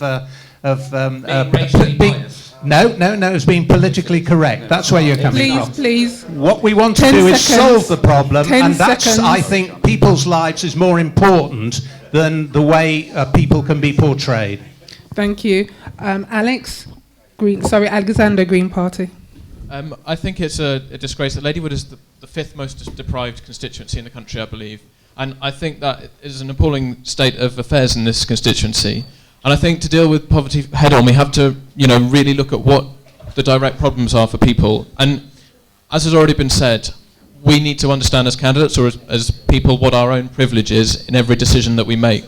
And as I've already said, I have a huge amount of privilege, and I need to recognise that in everything I do every day as a politician and be held to account. And I think in terms of dealing with poverty, we want huge amount of investments from local authorities, but also from national governments. Universal basic income for everyone to have that basic right. A right to food. Obviously food is a basic right. The fact that you're giving out food is fantastic, but it shouldn't be the case that you have to in the first place. People need secure housing. That's why we want to build 100,000 homes every year. Transport should be cheap so that people can move about as well. We kind of forget about that when we're talking about poverty. Just the ability to move around is something that is restricted as well. So, and our jobs revolution as well is based on those deprived areas as well. So we have a whole host of policies on Joseph from the Brexit Party. I'm sorry I'm being so brutal, but I just want everybody to get their questions in. It's very unfortunate that these issues continue and they still exist in the communities we live. And so the lady over there, my colleague, I think you need to talk to each other, the two of you, and discuss in detail. She's an aspiring MP in your area. She explained she was born and bred in the area. She knows. The church is in Ladywood, not in Okay. Please continue. Please continue. You're coming into his time. Joseph, continue. So those issues need to be looked into and eradicated completely because they are dirty. They don't bring people together at all. Thank you. Next question, please. Okay. Yeah. Greetings. My name is Antonio, the creative artistic poet, formerly known as Citizen X. My question is about the negative effects of welfare policy devolution. Demonization of welfare claimants should be seen as a hate crime, hate speech, and hate policy that contributes to the cultivation of hidden disabilities. Claimants are treated as disposable cattle, spoken about in government. Question, please. Used as political bait. My question would be, what policy protects against the attitudes built into a post-colonial system? Crime and punishment should be considered from the top down, and what transparency are we legitimately working against? And then from the top down, what investigations or inquiries shall be motioned to deter corruption from the top down, for no policy is safe with rogue governments in place? I think that's about 3 questions there. However, let's go to our next one. We'll try and take 2 together now, just due to time. Hello, I'm Stuart Richardson. I'm representing the Keep NHS Public, because I think the NHS is the absolute centre of this campaign. We've had 9 years of austerity, cuts by the Liberal Democrats, cuts by the Conservative government, and we gave out a leaflet earlier, and one staggering statistic here is that, please. Yeah, all right. In the last 7 years, 300 nurses committed suicide. What sort of state of organisation are you doing that's occurring? There's 40,000 nurses short, 10,000 hospital doctors short, 7,000 GP. Isn't it clear that we have to have a radical, a massive increase in funding and resources to the NHS to stop this disintegration? Stop you there. By Jeremy Corbyn and the Labour Party. Right, Alexander, the Green Party, your minute starts now.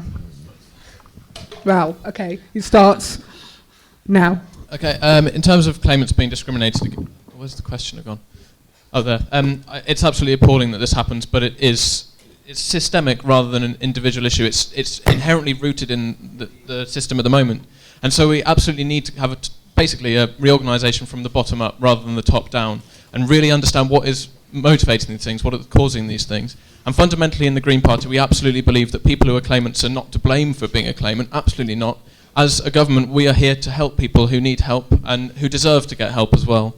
In terms of the NHS, well, fundamentally we need to reverse privatisation of the NHS. The Health and Social Care Act of 2012 needs to be repealed and replaced with a kind of community leadership-based approach. So we want to put in an extra $6 billion every year, 4.5 increase into NHS funding. And we also need to kind of have health be a more localised thing, bring it closer to home. So we want to open health community centres in each community so that people can closer access their doctors. Thank you. We're going to go to Khalid, Labour. Well, first of all, in terms of discrimination, I think should have learned lessons from the Lawrence inquiry, and frankly we haven't. I think there's a lot of issues going on in terms of that, and we still need to look at those. And it has to be done through government. It has to be done through transparency. It has to be properly legislated for, and to deal with, whether it's the police or whether it's any other national body or organisation that we have to deal with. In terms of the National Health Service, I think, look, the 300 nurses that are committed to strike. I know the pressure that nurses are under. I went for my transplant, and the day that I had to check out, I was released at 11 o'clock at night. I should be released at 5 o'clock. But the poor nurse, the head of the section that was in there, was supposed to finish at 7 o'clock. She finished at 11 o'clock to see me checked out. That's the commitment those people have. And I think what we're going to do is understand the appreciation and the equipment that they give. In terms of localizing it, we're going to look at polyclinics. We actually provide far better service. And Thank you, Peter Osborne, but also Conservative accountability Party. through clinicians and head nurses as well. Peter, Conservative. A healthy economy which results in job vacancies is the way out of poverty. The problem with people who are claimants is that they never and they can never get out of the poverty cycle. So getting people a job, disabled people, DDA, we can find people work in all sorts of directions, providing there's the capacity for it. As regards the NHS, well, as you probably know, that it's not for sale, it never has been for sale, and in fact, since its inception, you'll find that 2/3 of the time it was under Conservative control. What I can tell you is there has been a hospital that's been privatised, Hitchinbrook. Who privatised Hitchinbrook? The previous Labour government's health secretary. So don't come that one. They did it, and we had to renationalise it again and put it back in the NHS. I can tell you at this precise moment, the Queen Elizabeth Hospital is paying an absolute fortune in terms of PFR. Leader not from under the our Liberal control. Democrats. Thank you, Peter. Leader, Liberal Antonio, yeah, because time is tight. I just want to say, in terms of poverty, we keep talking up here that poverty is just about money, which of course it is part of that problem. But poverty is also meaning that people don't get access to healthcare, people don't get access to education, people are denied justice, and the evidence is all very clear that all of those things are worse in the BME community. So it's about tackling major investment in all of our public services, not just about saying get a job and somehow you'll magically come out of poverty, because it doesn't work that way. Stuart, on the NHS, mental health and physical health must be made an equal priority. In fact, Liberal Democrats passed a law to do that, but the money wasn't put in by the Conservatives to actually fund it. We need to make sure that it's always free at the point of use. And there are some things like drugs, for example, that have to be developed by private companies. The NHS can't do it themselves. Trials can't be run without money. So there's actually a lot more involved, but it always must be free at the point of use for every member of our community. Thank you. That's it. Yeah, we're going to take the... Sorry? Oh, was it? Sorry, Wow. Sorry, Joseph. Brexit Party. Hello. On the discrimination issue on policies and things like that, it's like the BME black minority ethnic groups. My point is that they need also to participate in certain policy-making bodies, even in politics. And that's one of the reasons why I'm here, because there are very few black people who want to participate in politics. And people should not only cry from outside, try to get in wherever it's involved and voicing from inside, you might be heard better, and that will improve your situation. And people need to go must be educated as well, must need to go to school, get into apprenticeship. So the Brexit Party will make it simpler, the process of people going to do apprenticeship, so that they get employed. And on the NHS 5 staff, seconds. it takes so many years for someone to be trained to be a nurse or a doctor. Time. And those people need to be retained. Time. Sorry, we've got to move on. We're going to take the next 3 together, and then hopefully we can fit in our last 2. First of all, thanks Charmaine, thanks New Star Radio for giving us the people a bit of a voice, so thank you very much for that. Thanks for everybody coming today. My name is Annette, and I formed the A34 Safety Action Group in September of last year, simply to protect our safety. We welcome the fact that the Commonwealth Games are coming to Perry Bar, the Alexander Stadium. What we don't welcome is that we believe that the infrastructure plans and the transport plans are jeopardising our safety, and we've talked a lot about money that's been wasted, and it looks as though there's certain priorities that we disagree with fundamentally, and I don't want to dwell too much on the politics side of things, but 81% of the people in Perry Bar overwhelmingly voted for the Perry Bar flyover to remain. It's been ignored, and it's going to be demolished. That is our opinion. Can I ask you a question, please? Yeah. So what would you do as candidates to support the people and make sure that the people's voice was represented more fairly? And instead of introducing a bendy bus, Mr. Galloway laughed about the bendy bus, but it's not green technology. We should not be putting bendy buses in. We need electric buses that are safe and green. Can we go to the next question, please? We do have quite a few questions left. These 3 were first, and then we'll come to if we've got time. I live in the Aston, Ladywood constituency. Basically, we're, like you guys said, we're the 5th deprived area in the nation. My question is that basically, is it value for money from a 1 tower block costing 1 million to 11 million to 16 million to refurbish 1 tower block for the homeless? Did you all get that? Because we're going to move on to the 3rd question, and then we're going to ask you to answer it together. Yeah, hi. My name's Sam, and I've been practicing immigration law in the Midlands for about nearly 20 years now. My question is this. I think this election is about a simple question. Do you want to blame billionaires, or do you want to blame migrants for what's going on and poverty in the UK? I like Corbyn, I trust him, because I've seen him on the streets campaigning, fighting against racism for years. We've got a massive problem in Birmingham. We've got a lot of migrants who are on limited leave to remain, or they've got no papers. We're talking about thousands of people, relying on churches and charities. The question is, I think we should have an amnesty. We've had one before. Does the panel agree, and are they going to campaign for an amnesty for thousands of migrants who have no papers but can contribute massively to the UK? Okay, Lee Dart, Liberal Democrat. Time starts now. What, 1 minute for all 3? A34 flyover, I'll simply say what I said the other night, that the great thing about that, absolutely we need your voice to be heard. It was a vanity project by the leader of the council who went to a public meeting in Birmingham and basically looked at the flyover and said, I don't like that. And that became policy. That's completely wrong. And you're right to say most people oppose it. It's actually all parties that have got together and supported that. So it's important that we recognise that politicians can sometimes come together, but we absolutely need to keep the flyover. I agree.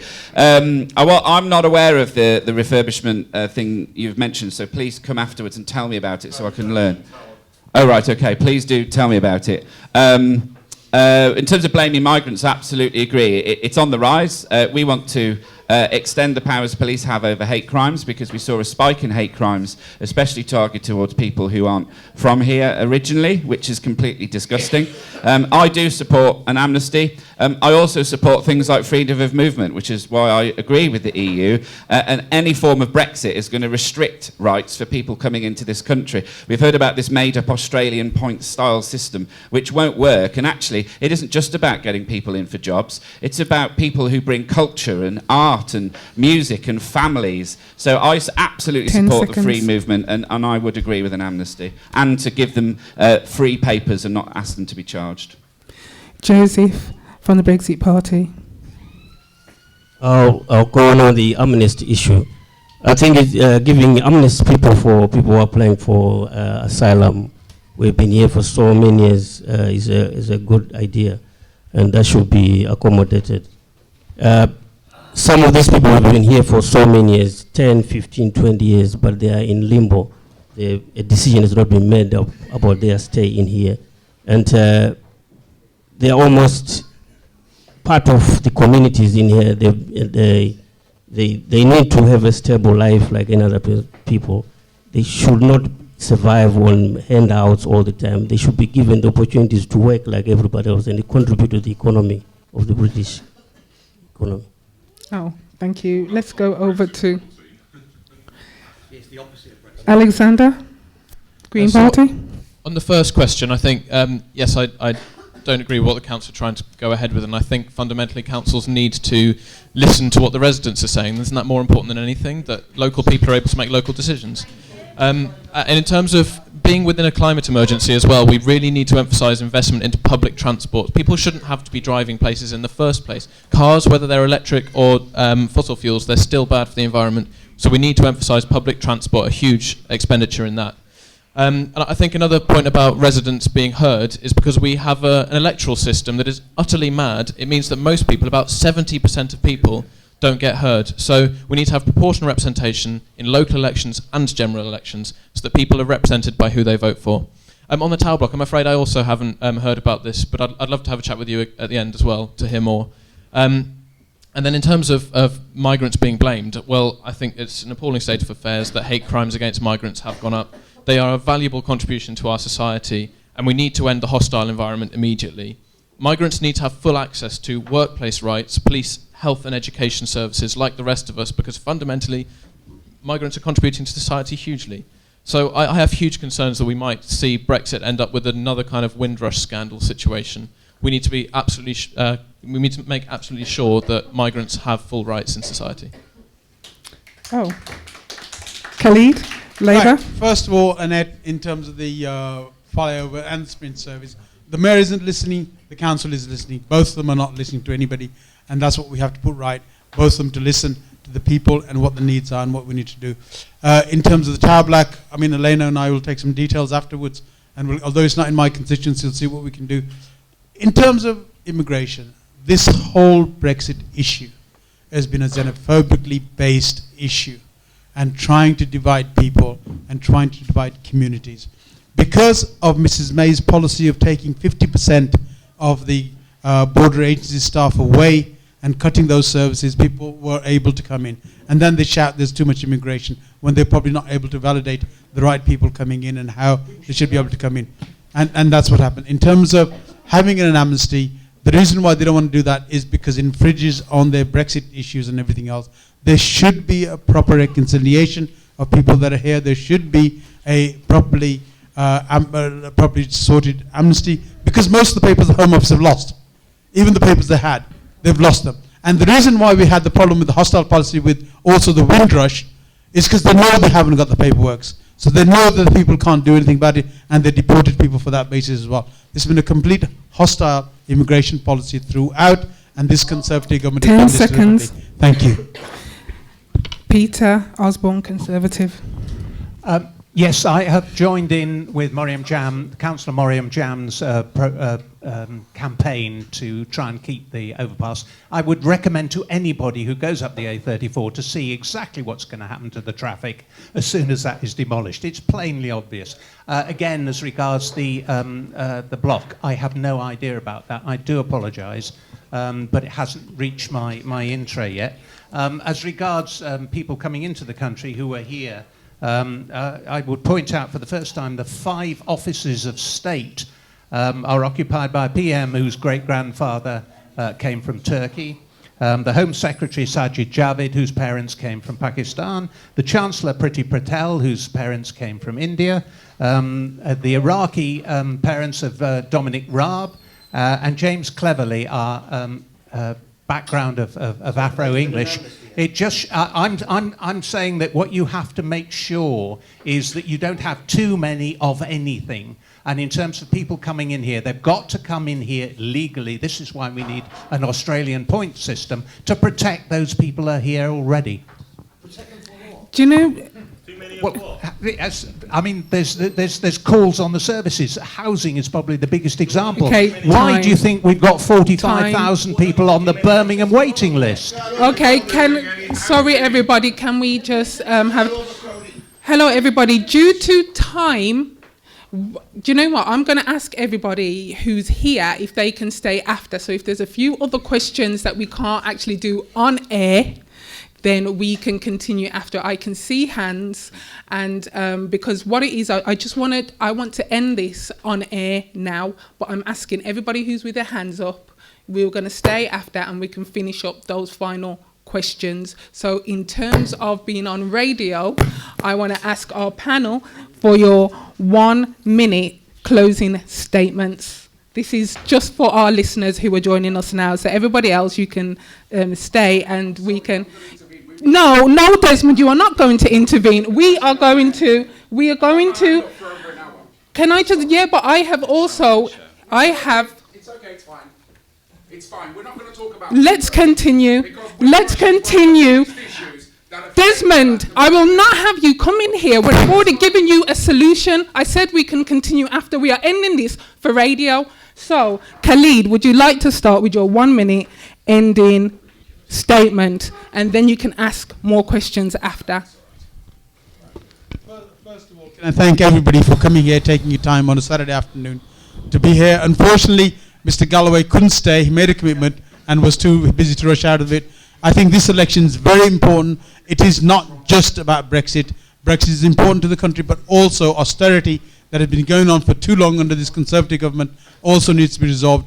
We want to make sure that you vote Labour. We come in and resolve this complete nonsense. Sorry, can you take the conversation outside, please? That have been suffering since 2016. We want to move away from it and get our people back to normality, get employment back to normality, and getting what people need in this country back to normality, which is about people working, engaging, and prosperity, not one of the leading countries in Europe on poverty.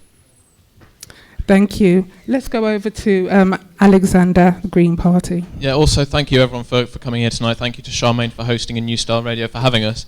I think this Hustings has just proven how clearly the current situation is intolerable, whether that's to do with issues around poverty or politician accountability. And I think as well, we haven't really touched on it much, but a climate crisis looming over us as well, which will make all of the issues we've spoken about today worse off as well. And so I think in this election, we really need to look at the parties and their proposals and go, have these parties, the big parties, taken your vote for granted every time? Do they really actually have the best interests at heart, and do they really have the ambition to deal with those crises? I don't think they do. I think the Green Party's Green New Deal, which isn't just about environmental issues, but also about tackling those inherent inequalities in our society, I think we do have the solutions for everything, and I hope that I've got those messages across to you today. So thank you for coming, and thank you for having me. Joseph, the Brexit Party. Thank you very much for having me for this meeting, and thank you everyone for coming, and the Star Radio as well. People should vote for the Brexit Party because we're going to give you a clean exiting from the European Union. And you should not listen to parties which give you unrealistic promises packed with lies, which are not things which are not practicable. And we start on a new plate and we carry on like any other country in this world. Thank you. Leader, Liberal Democrat. Thank you, Charmaine, Seema, and the rest of the team at New Style. It's always a privilege to come here, so thank you for hosting this event. I'm proud to be your Ladywood candidate that has accepted all invites and attended all events, because I think that's important. But I will promise you something as well. Unless a massive earthquake happens in politics and I somehow win in Ladywood, which is unlikely this time, I will be back out on the doorsteps after the election and in between elections as well. It's not just about what we're doing now. Any form of Brexit, which the people who want Brexit, those who are trying to deliver it somehow from either Labour or Conservative, accept that the economy will be hit for a period of time they can't define. People in this community, in Ladywood, cannot afford, literally, to have any less money in their pockets. So I cannot, and my party will not support Brexit, because it will make people poorer, and people are already suffering now. I've talked about two of the biggest key things that people need fair access to, which is health and education, and whether it's free childcare, massive investment in mental health, massive investment in education. We need to make sure that young people get the best start in life, because that's the best way to avoid them staying in poverty. Peter Osborne, Conservative, final statement. As you will probably remember, every opposition party tonight has said that the Prime Minister couldn't get a new deal from Europe, and he managed to do so. The logjam in Parliament is the most important thing we have to get out of the way. We need Brexit done, and done as quickly as possible. As regards the alternative, and I'm afraid, much as I would like to my colleague here to get a chance or a look in, every single Labour government that there has ever been has left office with unemployment far worse than when they entered it. Thank you. Can I just say, for all of our listeners who are listening through the FM or online, thank you for joining us. We're going to be continuing after. Off air, because you guys on air will have DJ K coming up from 4 o'clock. We're going to continue this question and answer for a little while longer to get some of the questions answered. The few hands that are left, we want to thank the whole of our panel. We want to thank Peter Osborne for stepping in at the last minute to represent the Conservatives, Lee Dar, Liberal Democrat, Josie Tawanazzi, Brexit Party, Alexander Nettle, Green Party, and Khalid Mahmood, Labour, for being a part of New Style Radio's Hustings today, and all of those who have shared on social media and supported to get the message out, and to my dear friend Adam right here from I Am Birmingham for the fantastic article he did for us and helping us today as well, and the rest of the New Style family. I want to thank you for helping me to make this happen today. It couldn't have been done without you all. Listeners, we love you. Thank you so much. And don't forget the 12th of December. Get your voting on. And thank you, everybody. This is what happens in Hustings. Over to DJ K, who's on now. And I often volunteer for ACMC and New Style Radio. The question I want to ask all of you party leaders, what support... Some of them are candidates and... Party leaders and candidates, okay. For the best part of, 30 years... Hold on, everybody, we're still in session here. Yeah, for the best part of 30 years or more, the economic deprivation gap within the inner cities of Birmingham have been getting wider and wider. And we can evidence that by the fact that there's a lot more food banks around and a lot more poverty within the inner city areas. We have centres like the ACMC, of which everybody acknowledges because you're here presenting beautifully. What are you going to be doing within your manifesto should you become party leaders to support organisations like Afro-Caribbean Millennium Centre and New Style Radio, who have had no charitable funding for, I'm sure, at least 10 years? Can we get a question? Operating on the street. So my question is, within your operations as potential leaders of whichever party, what are you going to be doing within your manifesto to structure the financial budgets so you can ensure that organisations, charities like this that has been going for the best part of 20 years is going to be supported? And not only just supported, but financially, the budget is financially allocated to them to help them to be able to develop and sustain, because you talk about health and wellness and Can I just jobs. say, because there's other people, Yes, and our panel would like a comfort break. One second. Yeah, but we've had about 10. Okay. Can we just move on to this gentleman What we're going to do for the jobs, because you can use this centre to reach the people, so that's what I'm saying. What you're going to be doing within your manifesto. Can we take the one from this gentleman here then, please? No, it was this gentleman here, wasn't it? This gentleman. This gentleman first. You had your question at the beginning. This gentleman, just the one with the cap, on, yeah. It's radio. Do you want to? Hello. We don't necessarily need that. I understand, but I think just for clarity's sake, it would be good just to have this mic. No, okay. Anyway. All right. First and foremost, I mean, I've been here since the beginning of this whole rambling, basically. It sounds like a rambling because most all of the people on the table, they don't really represent anything. Khalid Mahmood, even though he kept on going on about George Galloway going, we have to remember that he has blood on his hands. There's people that died as a consequence of Can I have a question, please? Mr. K actually voting to bomb a whole country. So the thing is that that's one thing. Is there a question? Second thing is that accountability. When we talk about accountability, there needs to be some kind of barometer of accountability. Now, the Labour candidate, she never came. Where is her sick note?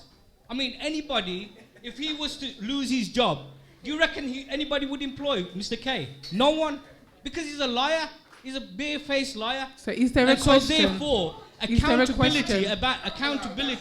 I'll be standing for the West Midlands mayor, right? Okay.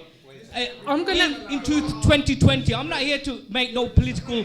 But the thing is, showboating like the rest of them have. The thing is that conservative. Disgrace. Sit down.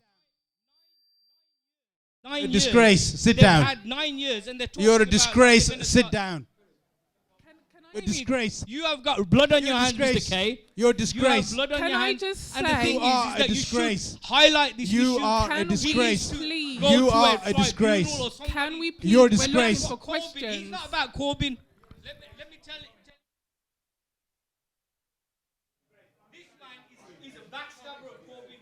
If anyone. Pardon? 1 2 1 2. Okay.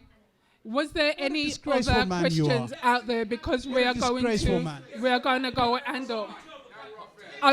Do you know what? Can I ask mine now, Raphael, please, because I'm going to have to go. Right? Number one, Windrush. I wanted to ask this on air. Because sit down now, you've had your chance. Sit down. Sit down. Right. I wanted to ask two relevant questions that affect the African Caribbean community. Number one, Windrush was actually... Oh, you want it for the camera? Number one, Windrush was actually alluded to. Windrush is fast becoming a soundbite. I want to know if you're elected, what you're going to do about it. Because the facts are, people in our community are still suffering. And I'm speaking here as chairman of the Windrush Movement UK. We are running up and down nationally without any funding whatsoever to help deal with people in our community. And people are still suffering. People are dying. People are dying, and their families haven't even got money to bury them. So what? I don't want to hear fancy talk. What I want to hear is, if you are elected, what are you going to do about it? Number two, knife crime. If you are elected, what are you going to do to ensure that government money that is allocated to knife crime reach the right organizations which are doing the work in our communities, such as us? We're doing bleed control. We're funding that out of our pockets. No one else is paying for that. The facts are, at the end of the day, we don't want any more fancy talk. Yes, I hear you say you're in privilege, but you know what? You've got no greater privilege than me. The facts are simple. We don't want to be patronized any longer as a community. We want you to remember you are asking to serve our community. The bottom line is, why should we be asking you to be of service to us when, at the end of the day, we don't even feel that you're a part of our community? Okay, is there anybody else? Because I know that our panel need a comfort break. They've been here for an hour and a half without one, so we're going to give them they're going to answer the questions, and then that is going to be it.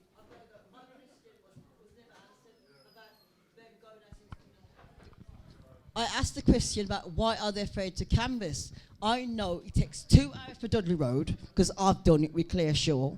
I know it takes 2 hours to go on Saw Road. Like, you don't have to do the whole areas. Constituency has 40,000 people. No, but what I'm saying is, no, I'm not saying the whole ward. You got the shopping precinct where you meet people, the community centre, that's where we are. Okay. But you cannot go to the houses, you cannot say to people, vote. Leave back, no candidates has been down there. That's why people are not voting, because you, the candidates, are not coming out to meet people. You're just sitting in Ladywood. All right, North Edgbaston is part of the ward you all represent. Can I just say, can we just get to the questions, please? Because you know what, this is just getting a little bit messy. There's 2 questions that needed to be answered. We've got one from the lady at the back and then from Desmond as well. So then we're going to done. I'm ready for it to be done. Right. Khalid, do you want to start? Yes, I do. I can't see the gentleman here. For him to defend somebody who could only spare 2 minutes here and run off. I came here to answer his questions. I came here to tell him why he was going to run off. I knew he was going to run off because that's all he's worth. I want to tell him that he's carpetbagging off across the constituencies across the United Kingdom. He runs from one seat to another. I got rid of him from Bradford. I got him out of Bradford. He came running. He had a 10,000 majority. We reversed that as a Labour Party to 11,000 majority to the Labour Party. So if the guy had the guts, he should have come here, stood, listened to my answers. So I'd take no lessons from anybody else to defend him behind his back. So if he wants to do it, I'm happy to have another debate with him. I'm happy to discuss this. If he wants to do it, we'll do it properly. So you can finish when I finish. Right? Secondly, I think what Desmond said in terms of, first of all, the Windrush. I was the only one on the panel who brought it up because I think it's hugely important to do that. That was basically due to the nasty party. That was due to the hostile policy of the Conservative government under Theresa May. That's what she was doing. What she did deliberately is she knows that nobody can find the paperwork in the Home Office. The Home Office is a complete, huge, empty black space somewhere. I try to get papers of my constituents, you can't find them, and then you have to go through appeal. So how can the people prove the fact when they've sent the papers in the first place, they haven't got copies of those papers, and those papers that they're not found at all, and then they're deported back, in terms of the Windrush, back to the Afro-Caribbean, and the rest of the Commonwealth back to the rest of the areas. They've done this deliberately. They knew what papers they didn't have. They knew what they were doing, and that's the reason why it was done. And that's what the problem with that is. In terms of knife crime, Desmond, we worked together before the Tories came in. We worked together of getting funding in, of working together, and we stopped, by and large, a huge percentage of knife crime and gun crime and gang crime that was happening. We knew the postcodes. We knew the gangs that were operating in there. We worked with them. We worked in there. We worked with the police. We worked with the youth services. We worked with it because the funding was there. I want that funding to come back in. I also want funding, you were saying, about New Style here. New Style was funded as Philip, and unfortunately Alton, who's not here anymore, unfortunately is not with us, right? Funded this. It was funded to a very good, all this building was funded by Labour when it first came in. And that's what we believe in, because you're doing a fantastic job. Just by doing what you're doing here, you're doing a fantastic job. I would certainly push for this sort of funding to be back in these sort of institutions, because you are the people who help the people at the grassroots. That's what we want to do. It should be people at the grassroots doing the work that actually supports communities. You know the best service you can provide to your people in your community. I want that done across the piece. Thank you, and that's Khalid. what we need to do. And Thank that's you. what's important Over for us to be able to do. Leader. There you go. Yeah, absolutely support more money for the Millennium Centre, or money for the Millennium Centre. One of the key things I'm privileged to do is that Charmaine sometimes has me on a programme, and she does brilliant work in making sure that people hear about the issues so that when they come to vote, they're more informed. So I absolutely would support that. And I will support that and push for that regardless of whether I'm elected or not for you in Ladywood. Regards to the Iraq War, just very briefly, it was Liberal Democrats that completely opposed it, and all MPs opposed the Iraq War. And we were told at the time under Charles Kennedy that we were stupid and not patriotic, and we know where that went. So, yeah. On Windrush. So, on Windrush, I pick up some of the points you've made. You know, people have been denied access to healthcare. Some people have died from cancer under Windrush because they weren't able to get access to healthcare. So we would waive any fees, and we would make sure they get the documents for free and what they actually need. Floella Benjamin in the House of Lords, who's a Liberal Democrat, has done some work as head of the Windrush Foundation. But it's all... No, but that means the government has to provide them because they are as British as the rest of us. So we have to make sure they are registered as British and given all access to public services and everything else that we enjoy. And it's it's beyond a scandal or an outrage. This is people's lives. And, you know, we talk about the NHS as one of our most privileged institutions, and it's true.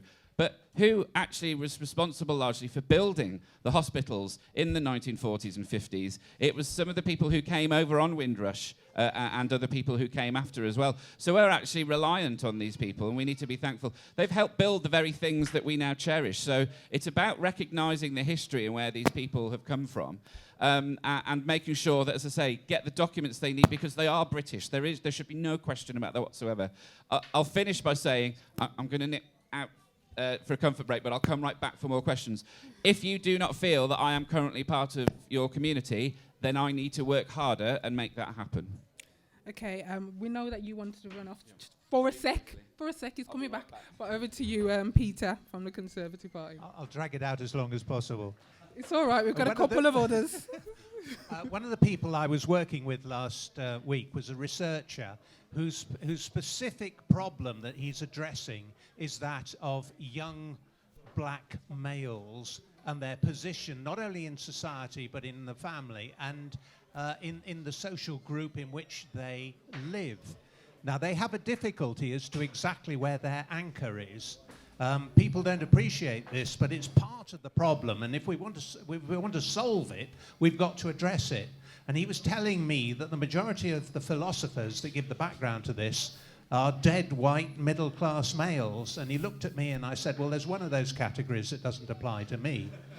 But we can at least work together to get over that particular problem.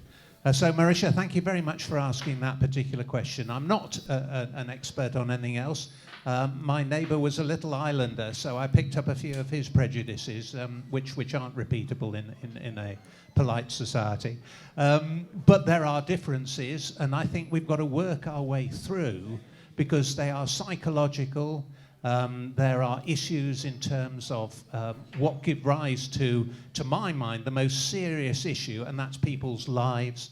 That's the knife crime that takes place. And as an ex-member of the police authority, I think that's a priority on a level with female genital mutilation, which is still happening here without any addressing of it, because it seemed to be a cultural issue.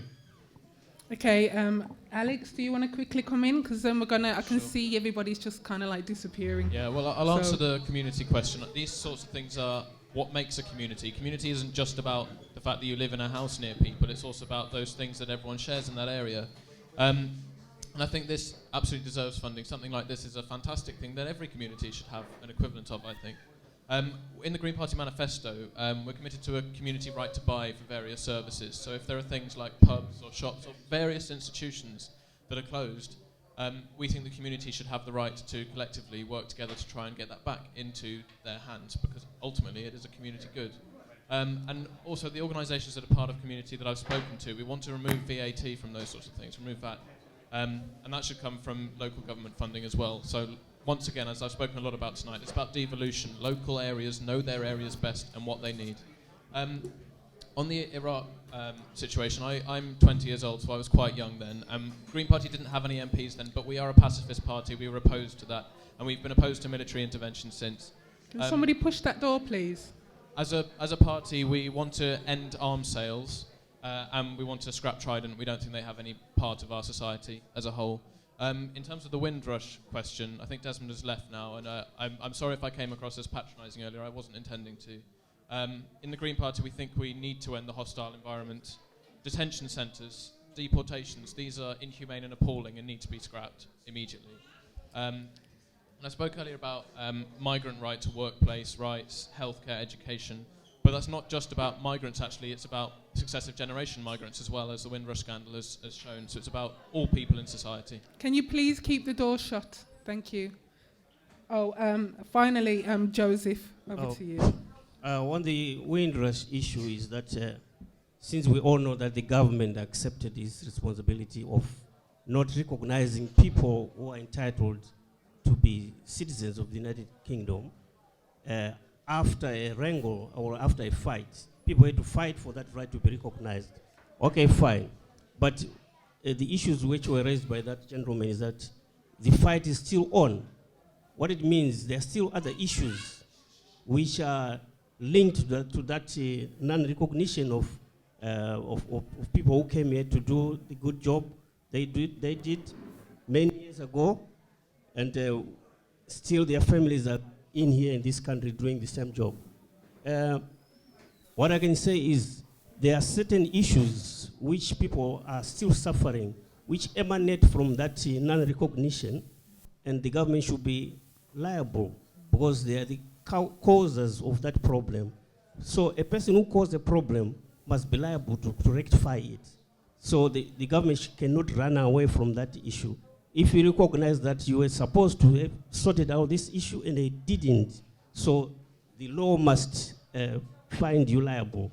So there are still legal issues, I think, which need to be taken up further from there. Thank you. Everybody, that is a wrap.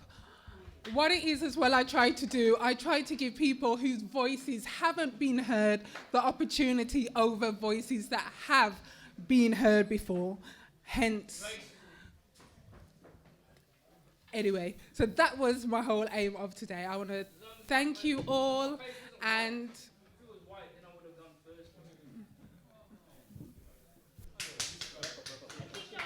we're just going to say goodbye. I'm just like, that doesn't even commute in my mind. It doesn't commute in my mind. And the thing is, what I also wanted to say was that this was put on for the community. This was put on for everybody. This was put on for everybody. And I just want to finish what it is that I am saying. You're being quite disruptive. Anyway, I just wanted to say thank you, and roll on PCC and Westminster, West Midlands there, where we'll be doing it all again. Thanks for coming down, man. You're welcome, man. You got some serious questions there. Did you see the film? Big shout out to all my friends and everybody who's listening. And it's time for change. And we need to kick out many of these people who are hiding behind good people like Jeremy Corbyn. Hi, I'm Annette Wilcox. I thought the event went really well today, but I'm disappointed that in Perry Bar we haven't been able to put on more hustings so that I would have the opportunity to challenge the assumptions of Khalid Mahmood, who's been the sitting MP for 18 years. I would value the opportunity for open debate with him, with the constituents. Thank you for your time. Well, today was quite interesting. I did think that we didn't get to some of the depth of things, but I do agree again. I felt that people were dismissing some of the issues raised and pretending that we weren't really being listened to. So it was a good day. I'm glad that it was put on the Afro-Caribbean Centre, and we definitely need more black people to be involved in politics. Good day. I came to the event agency was happening. Always nice to hold the politicians to account. Should do more events like this, and very grateful for the opportunity to turn up today. And it's the first time I've been, but fair play to New Star Radio hosting the event. Hi, my name is Annette. I'm from the A34 Safety Action Group. Really enjoyed being here today. Thank you to New Star for giving us a voice, the people's voice, if you like. Our campaign is to try and stop the Birmingham City Council and imposing a transport system that we believe to be dangerous and not required.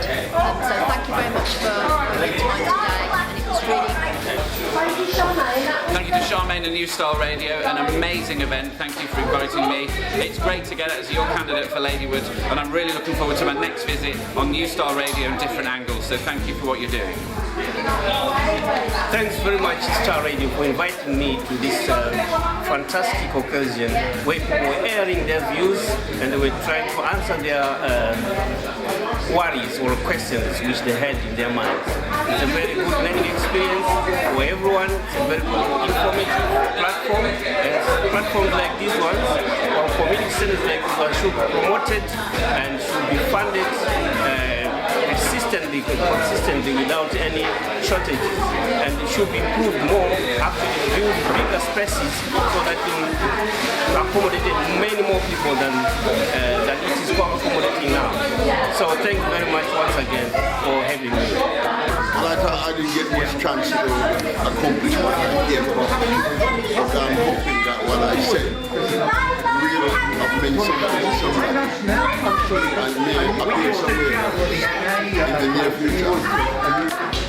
Hi, I'm Alex Nettle. I've been here at the New Style Radio Hustings today to talk about the Green Party's plans for the next 5 years and why I want to be the MP for Ladywood. We've talked about various things from social injustices, from poverty to Brexit, and we've had some really interesting discussions. So hopefully I'll be elected as the Ladywood MP to take those to Parliament. Everyone who came today, thank you, and all the people that watched at home on Facebook, the people that listened on live on New Style, we're happy to have you here. We need your support, but we'd like to work together on projects, campaigns, and familiar aims. Greetings to all potential council leaders. We do hope that there will be better investment within the local community organisations that have proven that they have been sustainable even without charitable funding. For example, like Afro-Caribbean Millennium Centre and the New Style Radio. There's been no charitable funding given to them in at least the last 10 years. And we would like to see you councillors at least allocate some financial resources and community support to help these organisations to receive finances and also to bring some of the economic development programs into the centres, which can also help the charities to create money for sustainability. Firstly, we want to thank everybody who turned out today for the New Star Radio question and answer #Hustings. It was a action-packed event.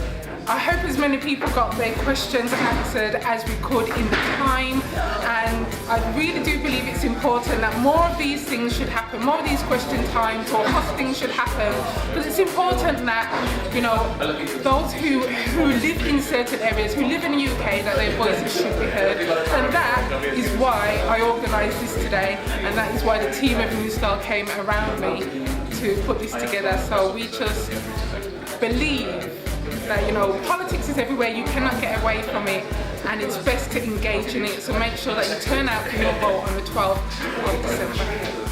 Input that this place can add to the community, its social value, is so great that I think we have to acknowledge in a bipartisan way how we can contribute to it to keep it there for the future generations.